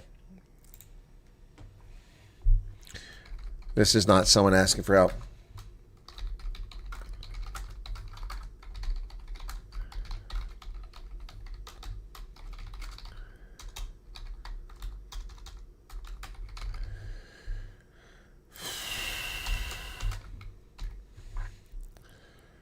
All right, so that guy wanted to do something for me. He wasn't asking for help with refugee stuff. You know, it's just, you know, I have so many email addresses and can't get to all of them. So I don't, you know, people don't want to listen. What am I supposed to do? Anyway, get out of my way. Stupid freaking Google putting something up on the screen in my way here. I don't want it. You have no info on people leaving. That's why it's so hard to understand. Yep. Colored Indian people. Yeah, I know. And I think they owe it. I mean, they owe it. Whether they think so or not, they owe it because they're getting out. And it's selfish not to, if you have the ability to do an interview, not do an interview. So people can see that it's all lies by the ANC and by the media in South Africa. And it would be really great if we got the people that came early this year. They've been here long enough. I don't know why they don't want to do it. That's their prerogative. I'm not going to criticize them. But, I mean, honestly, you've known all along that colored people come over here, and you've let them keep lying about this and let people get away with it. And, you know, and you could have corrected the record. So, just saying. Just saying.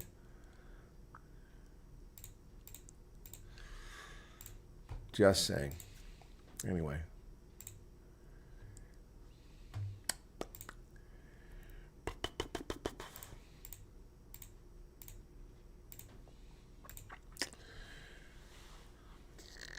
Colonel's like South African version of Rush Limbaugh. Yeah, maybe that's true. Except I'm not sitting here smoking cigars.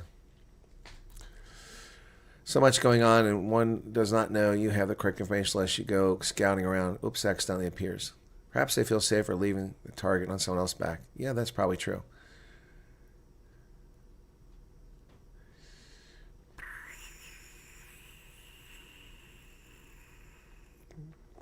You guys are the ones engaging with Dogzilla. You can ignore him. Okay? You know, so I don't want to hear any complaints about Dogzilla. You're the ones talking to him, not me. You're the ones talking to him, not me.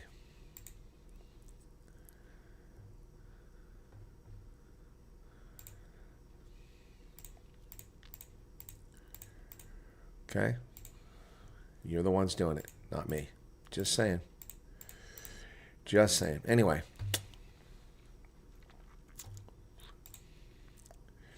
Yeah, so back to what happened earlier on the news on Sunday when I did my news program, and at the end of it, someone had to ruin it with all this nonsense. Yeah, exactly, Philip. Someone had to ruin it with their nonsense about words and profanity. If you have children listening, the program is not set for children. Children cannot watch it if their age is honest on YouTube. If you want to let your kids watch it, understand that while I try to avoid profanity, I do use it to fire for effect. Sometimes profanity is appropriate. If you find that lowbrow and low class, that's fine. Then consider me lowbrow and low class, but I use it in appropriate settings. This is me talking to my audience. This isn't me in a diplomatic setting. This is not me running a business. This is not me giving a public speech. In those places, I don't use such things. But here, this is I'm letting you in my home. This is my studio in my home. I let you in here, and we sit around having a braai, having a beer. That stuff happens. So if your children, if it offends your children, then you shouldn't have your children watching the program. I did not see anyone tell me that you just arrived in Michigan, and that's a lie. No one arrived in Michigan.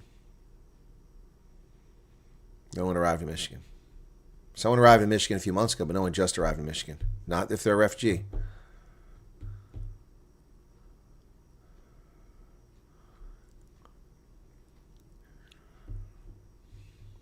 Good morning, Karen.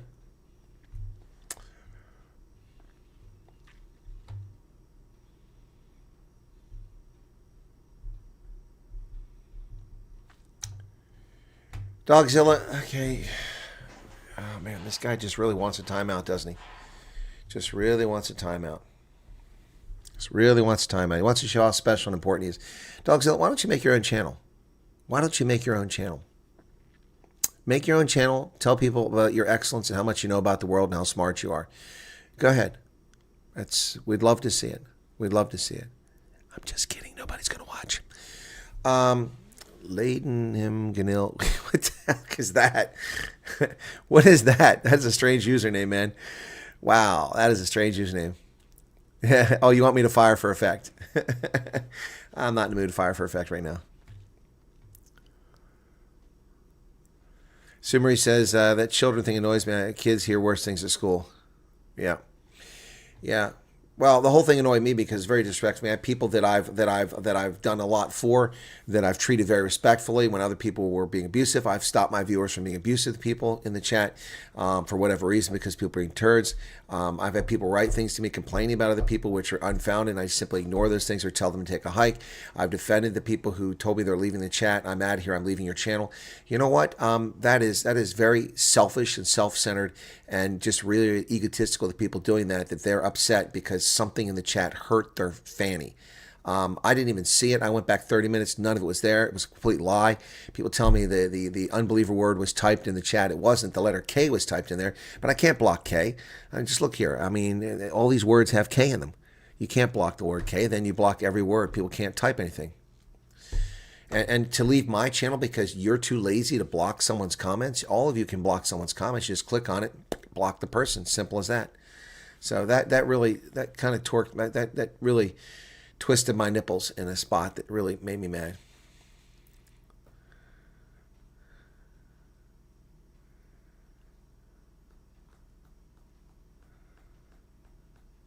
Hey, Tinky Keezer, what's up? Oops, Ooze is now really effed up. Hey, Zay Martinez, what's going on? Well, that's the other thing. But, don't be snotty to me and tell me just leave and then they'll come back. We'll wonder why you left, Yep. Yeah, that's the thing. That's what set me off. I mean, and my moderators weren't doing a bad job. All right, well, you asked for it. You wanted a timeout.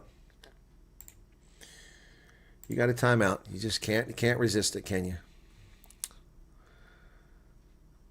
Just found out about what program? My program or the U.S. refugee program? Which program are you talking about? The profane language at my son's school shocked me. If language adult channel upsets someone should remove the children from the school. Yep.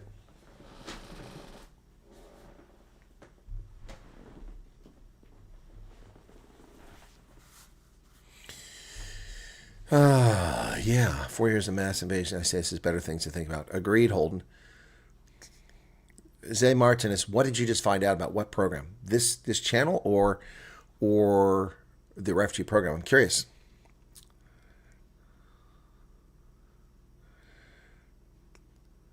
Hino Pretorius just gave 70 Rand super chats. Well, thank you for that. 70 Rand. I didn't have any super chats tonight. Oh, the U.S. Okay. Oh, no, you didn't say it wrong, Zay. How did you just find out about the program? Okay. Look, I'm not picking on you, Martinez, but do you live under a rock? I'm curious because this will help us understand how this green doesn't go with the red. Sorry.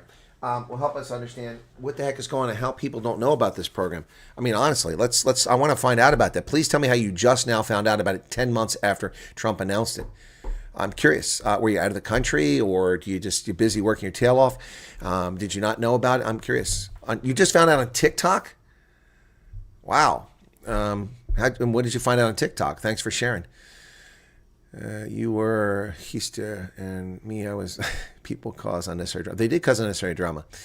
The guy who had our interview with asked us where we heard about the rest program. We said from you. Well, okay, Strauss, you're welcome. Thank you for that. On TikTok, that's interesting. And how do you still haven't answered my question why it took so long to find out? I mean, we're all just like slack-jawed. We're gobsmacked. Finding out you just found out now.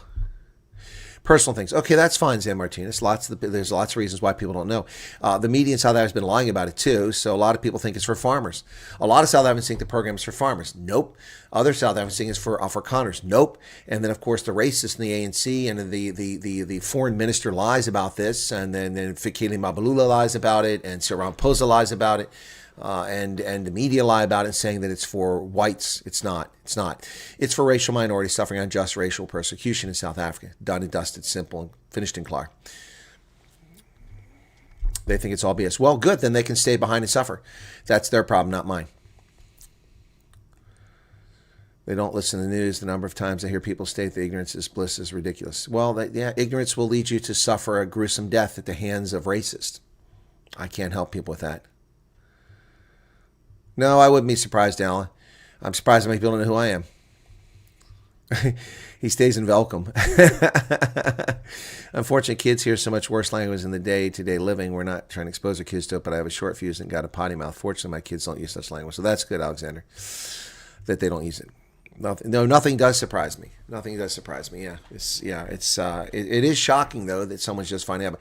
So, this is a refugee conversation, Zay Martinez, but you took the time to actually write. So, go to channel. Let's see. Okay, Zay. All right. That's a lovely photograph, by the way, if that's you.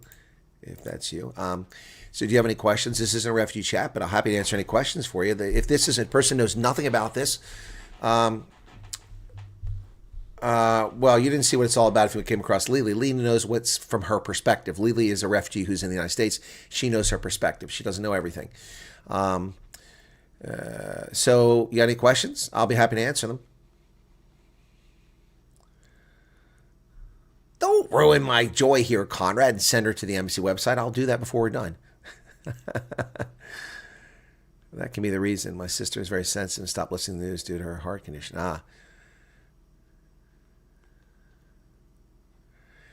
Well, no one knew about senile and not paying his... Well, yes, well, what more information such as? Ask me your questions, Zay Martinez. Ask me your questions. Guys, this should be interesting. Someone that doesn't know anything about the program. So, okay, but don't just say, please, what's your question? Won't function properly late, got mega headaches and some hectic symptoms, so did my best in mod. No, Maze, you did a fantastic job. Don't step in if you don't have to, okay? Okay. Yes, Zay, Lili von der Palace has been following my channel where she got most of her information from, and by her own admission, you can watch the interview on this channel. In fact, you should watch the interview on this channel there, Zay Martinez, if that's something you want to do. Here's the link to that. Just had her on the channel a couple days ago. So on the 20th, 3 days ago, shareable link. So this is that. You can watch this after this. Open up another tab or save the bookmark. That's the Lily interview. And that interview, how did it do? Let's see. That interview has about 10,000 views on it. So not a great one, but it's okay. Oh, you watched the interview. Okay. All right. So do you have any questions? You're not asking any questions. It's okay. If you don't have a question, that's fine, but you're teasing me now. You're making me think you got a question. Oh, my goodness. Anyway. So. He's not far behind. One had to apply again November 4th. Only 3 weeks late. Huh? Art Queen, you're back in here. What's going on? Off to work, says Marcel. Okay. Amazing that G20 countries ignore white farmer genocide. Okay, stream side security. You're not allowed to use all caps on my program. It's a warning. You're not getting a timeout. Please do not do that. That's reserved for Hendo, my moderator, so it stands out. Ouch. It's in internet protocol. That's just, it's attention seeking. So thank you. Ouch. Tons of info out there, but you should watch both. No, don't watch Professor G. Watch me. No, you can watch Professor G. What does a person need to apply? You just go to za.usembassy.gov. I'll do that with you right now. za.usembassy.gov. We're going to show you right on the screen what you got to do there. And this is how you express your interest. There it is. Right there is the embassy website, za.usembassy.gov. You click on this program right here, U.S. Refugee Missions for South Africans.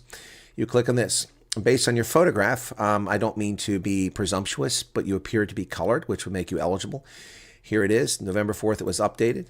And it says right here, you must be a South African nationality and must be an Afrikaner ethnicity or a member of a racial minority in South Africa, which if you're colored would make you a racial minority in South Africa. You must be able to articulate past experience of persecution or fear of future persecution on account of race.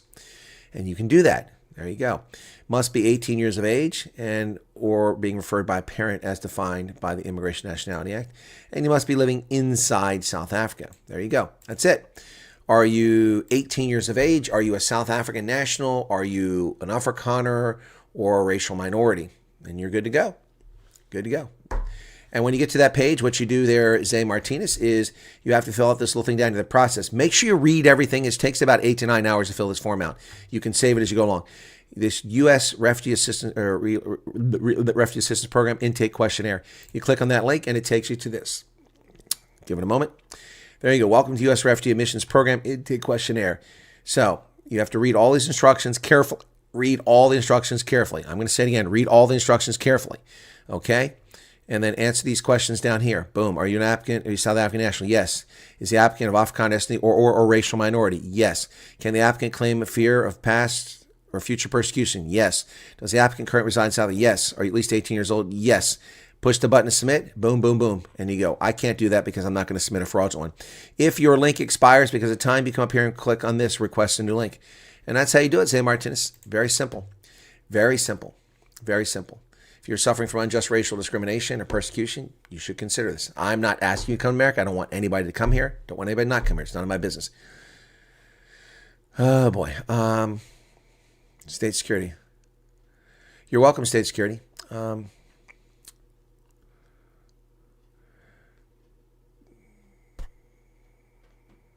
Envision a day of intra-U.S. refugee program, Baltimore to Austin. Okay, there you go, Zan Martinez. You're good. Thanks for becoming a subscriber. Don't run off and leave us. You're welcome. Don't run off and leave us. Don't just use me. I'm not a cheap date. Don't just use me for sex and leave. Where'd you go? There's nobody here anymore. No, don't just use me. Stay as a subscriber, and I think you'll like the content. I'm glad you found it. Yeah, I used to do stuff on TikTok, but TikTok is just, I probably should do a TikTok video. I haven't done one in a long time. But, I mean, TikTok is such an evil platform, such an evil bunch of bastards. I quit using TikTok for the most part because they were not adding people to my account. They kept telling me I was adding a couple hundred people every week, and every week I'd have the exact same number. And I'll bet you it hasn't grown. Let me just take a look. I haven't been to TikTok in ages. TikTok, let's go. Okay. Hey, what's a gay guy's favorite meal? Okay, I don't like that. That's already something I don't like. Why? That's not even a funny joke. So my profile says I have a few more subscribers. Okay. All right. So I have 1.3 gigabyte draft here that never got published. My last one I did was January 24th, last time I did TikTok. I mean, I've got a gigabyte of upload, or 30 megabytes of upload, a gigabyte download, and it takes 4 hours, and then it just stops. And it tries to load the same video over and over again. Nothing wrong with the video. Something wrong with this crap app. Yikes. I'm so sick of it. What a total freaking... Yeah, so that was then. I used to have million view videos and 800 views. What a joke. What a joke.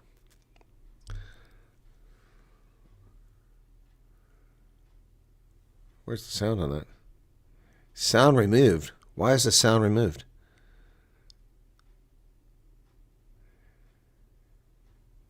Sound, because it infringed on someone's copyrights. It's me talking.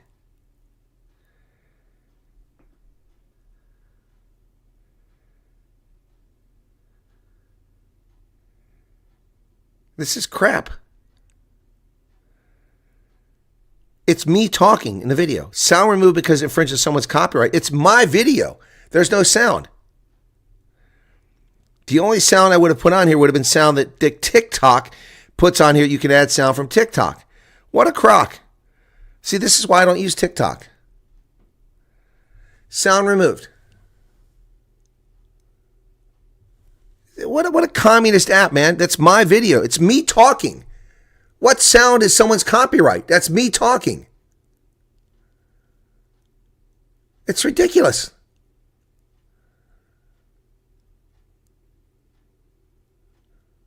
How can they remove my sound? That's bullshit. And why can't I hear it?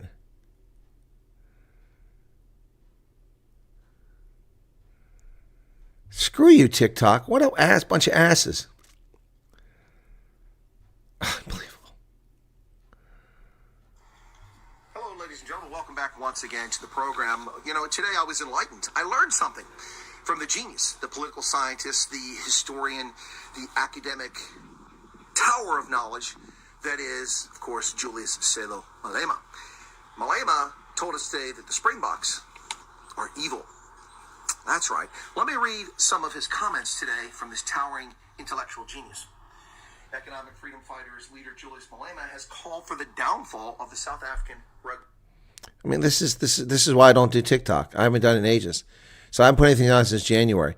But I have 13,000 followers. I'll start putting some videos on there again. But I haven't put videos on in ages. Yeah, because of that reason. But I mean, younger people use TikTok. That's why I was using it. I mean, I like what it does, but I don't like how the communists control it. I mean, you know, for 2 years, I didn't go from anywhere. I was at 12,300 subscribers for 2 years. It didn't budge, even though I was getting a million views. It's utter nonsense. They just hide my stuff. There's no restaurant. That this was done in my front yard. There's no restaurant. I'm disappointed that Zimbabweans who have no link to Zimbabwe and have permanent residence South can't even get citizenship. Well, of course they're not eligible for FT program. They're not South Africans. Yeah, Zé Martinez, I don't mean not leave now. You can leave and go do what you got to do. I'm saying you've subscribed. Don't abandon us. Thank you for becoming a subscriber.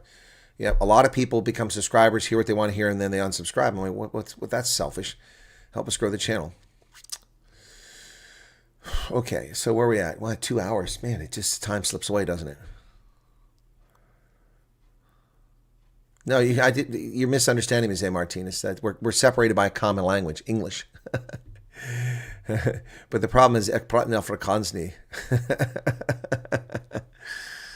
All right, so yeah.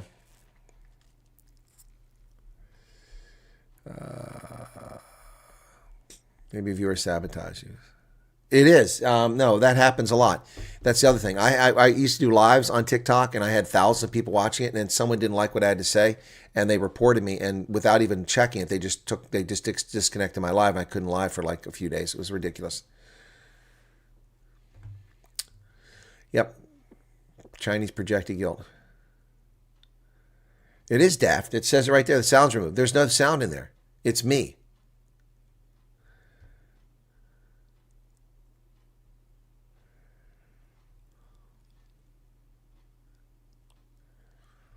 Anyway.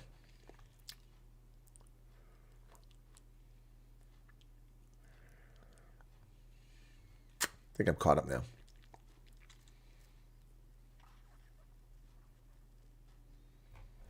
Anyway. All right, so what should we play here now? Should we play Cyril Screwed Up? Or should we play the other one? Cyril's Big Blunder. Haven't done a song tonight. Let's go there. Suno. Let's see what we got here today. Look at my library. Let's see. We did Cyril's Big Blunder. We did this other one here. I can't remember what that one is.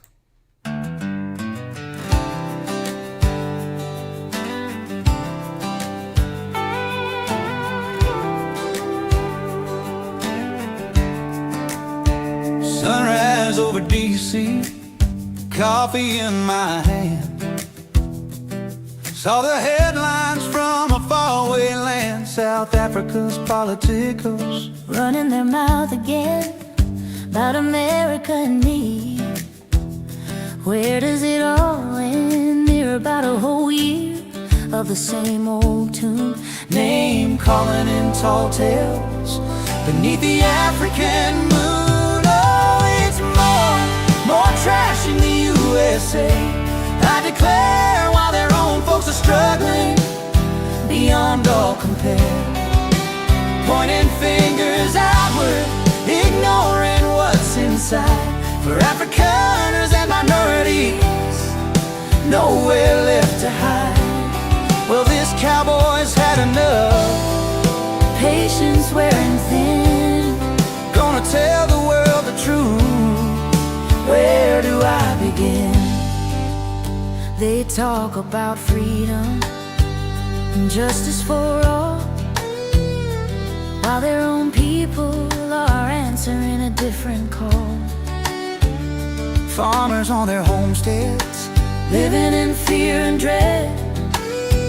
Minority voices silence words left unsaid. Promises like tumbleweeds blowing in the breeze, while their leaders keep on preaching, bringing us to our knees. Oh, it's more trash in the USA, I declare, while their own folks are struggling beyond all compare, pointing fingers outward, ignoring what's inside. For Afrikaners and minorities, nowhere left to hide.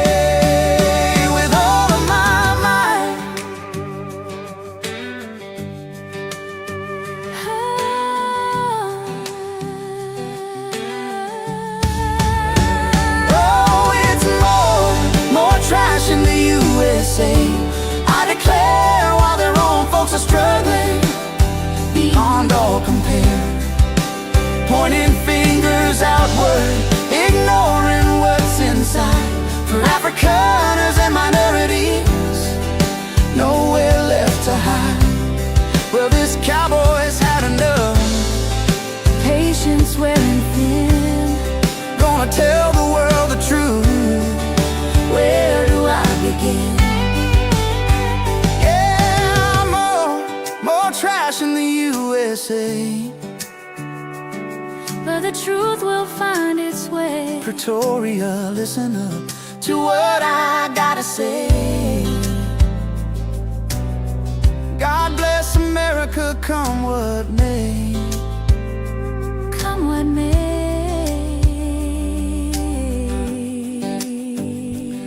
God bless America, come what may. Yes. Trash in the USA.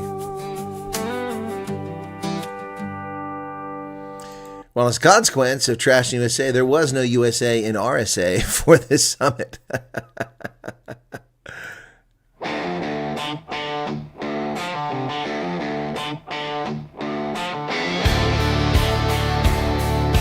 Let's switch it up from country and go to this one here. No star-spangled banners flying high, Santa's waiting, but the eagle won't try. Pretoria's got a thorn in its side. Diplomatic poker played worldwide. Ace on the table, hearts on the floor. Who's keeping score? Who's keeping score? No USA in RSA. Big summit's gone astray. Trump said his piece, now he's on his way. No USA in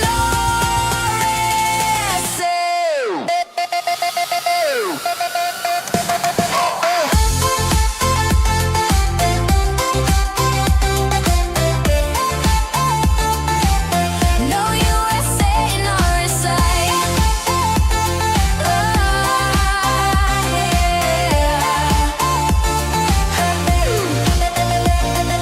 Blank stares, the ANC's got no plan. Sad faces, but the show must stand. From Washington to Johannesburg sand, the game is rigged, the dealer's hand. Ace on the table, hearts on the floor. Who's keeping score? Who's keeping score? No USA in RSA. Big summit's gone astray. Trump said his piece, now he's on his way. No USA in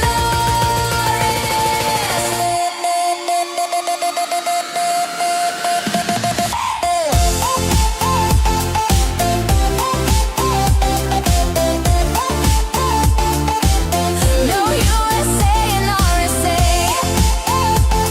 Oh, yeah.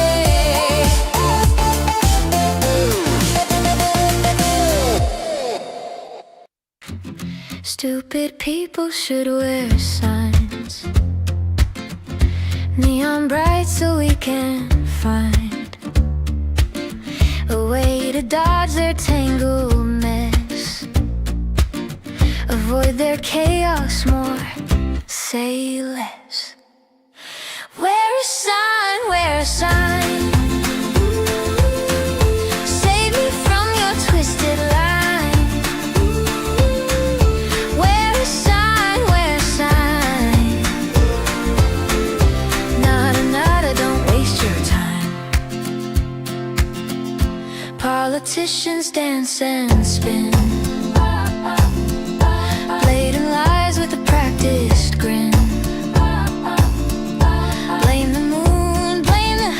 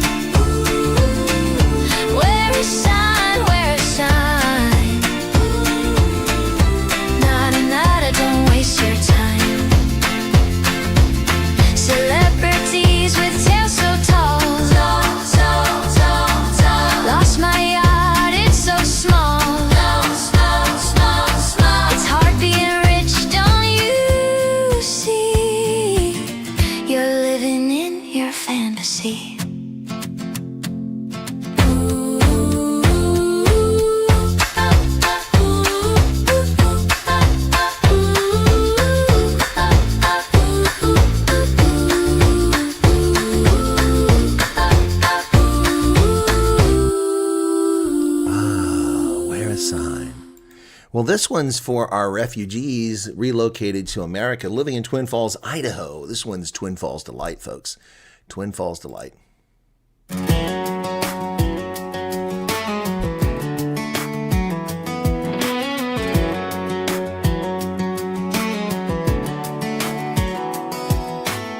The sun wakes up in a golden sprawl over fields of wheat so proud, so tall. Morning whispers, rivers hum their tune. A land where hearts can bloom. The mountains stand like ancient friends, the kind of peace that never ends. Oh, Twin Falls Delight, where the skies shine bright, a Rocky Mountain high, starry night, friendly faces, open doors, a place to dream, a place that's yours.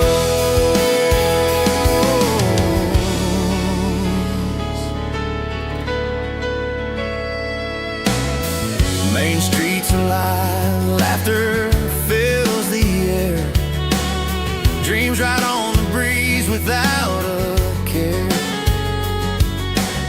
The Snake River dances under the light, a sight that takes your soul to flight. Here roots grow deep and spirits soar,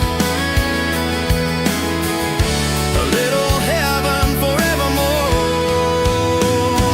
Twin Falls Delight, where the skies shine bright, a Rocky Mountain high, a starry night, friendly faces, open doors, a place to dream, a place that's yours.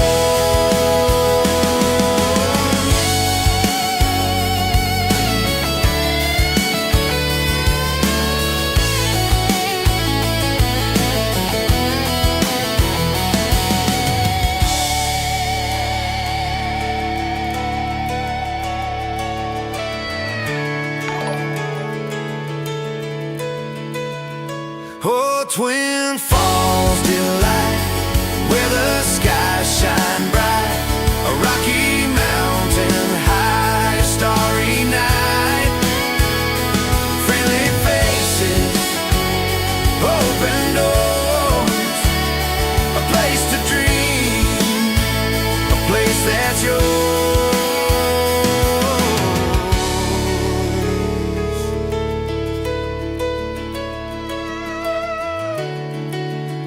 Only U.S. citizens could work for immigration and naturalization. That's Twin Falls. Now, folks, this one, it will explain a lot about what happens on this channel. This is about the voices in my head.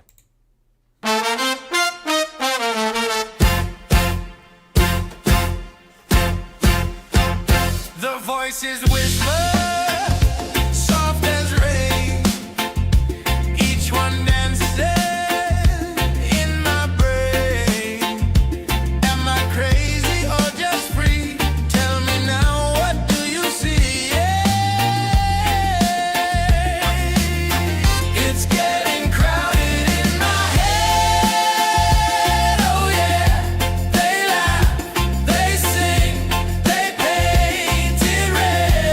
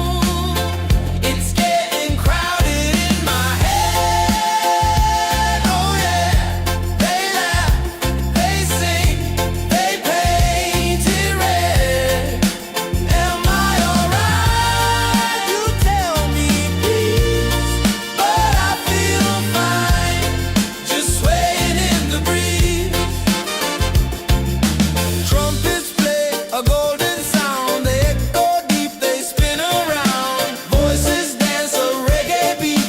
In my head they find their seat. It's getting crowded in my head. Oh yeah, they laugh, they sing, they paint it red. Am I alright? You tell me, please. But I feel fine, just swaying in the breeze.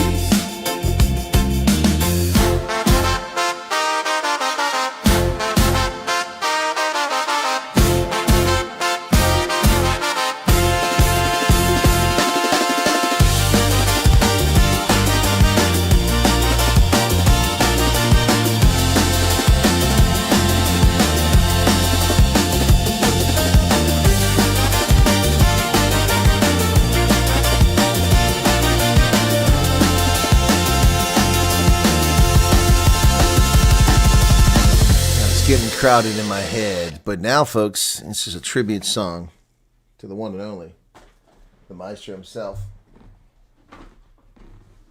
Let's go back with this one. Start back where we started here. This is a tribute song. This is for my friends that use the ATM at the Pala Pala Game Ranch, the automated teller machine located there, which spits out lots of money. So, folks, yeah, this is for my friends at Pala Pala. Yeah, it's Pala Pala Nights.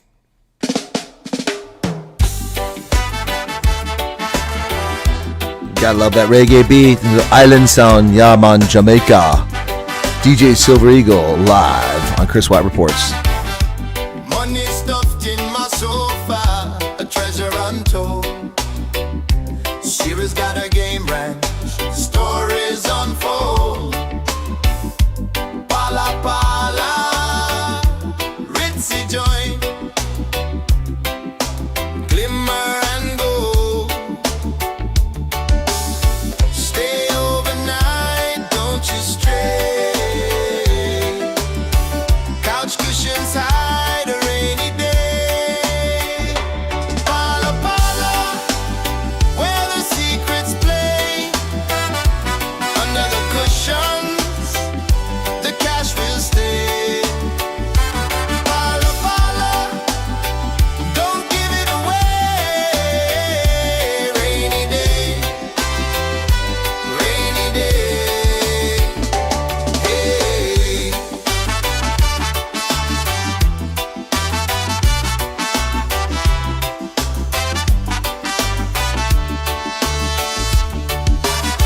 Antelope roam where the moonlight beams. Luxury whispers in velvet dreams. Sarah laughs, but nothing's as it seems.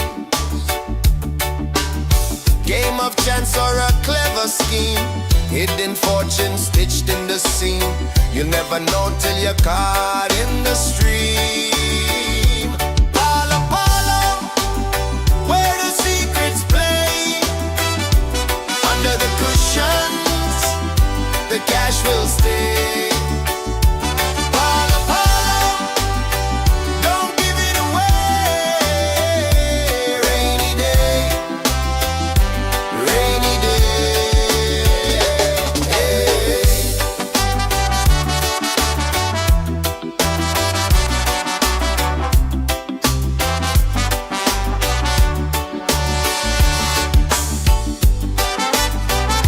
I've been there trying to find the money. I searched high and low. It's all gone.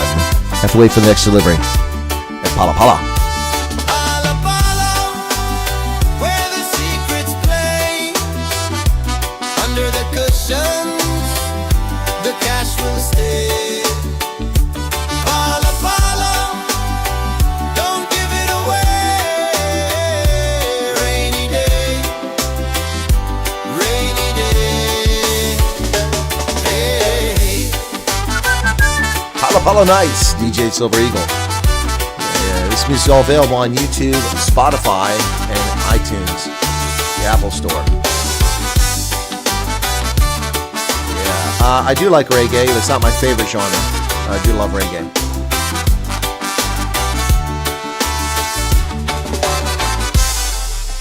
Pala Pala Nights. Anyway, All right, back to where we were, folks. If anyone can tell me that couch, yeah. Okay, morning, thank you for the music. Got to get back to work. Okay, Mother Katie, take care. Okay, they should have been more specific. Take it to the bank and not the couch. Yeah. All right, guys, I went 2.5 hours. I was only going an hour and a half. Got an hour longer than I expected to. So we are going to wrap it up. Refs and rugby, which one is that? The voices in my head? Congratulations, Strauss. Okay. All right. Good night, Blood Cup. You're welcome for the stream. It's my pleasure. Thanks for tuning in. Thanks for the handful of super chats. We got a couple of them there. Thanks for the 2,000 plus who watched tonight.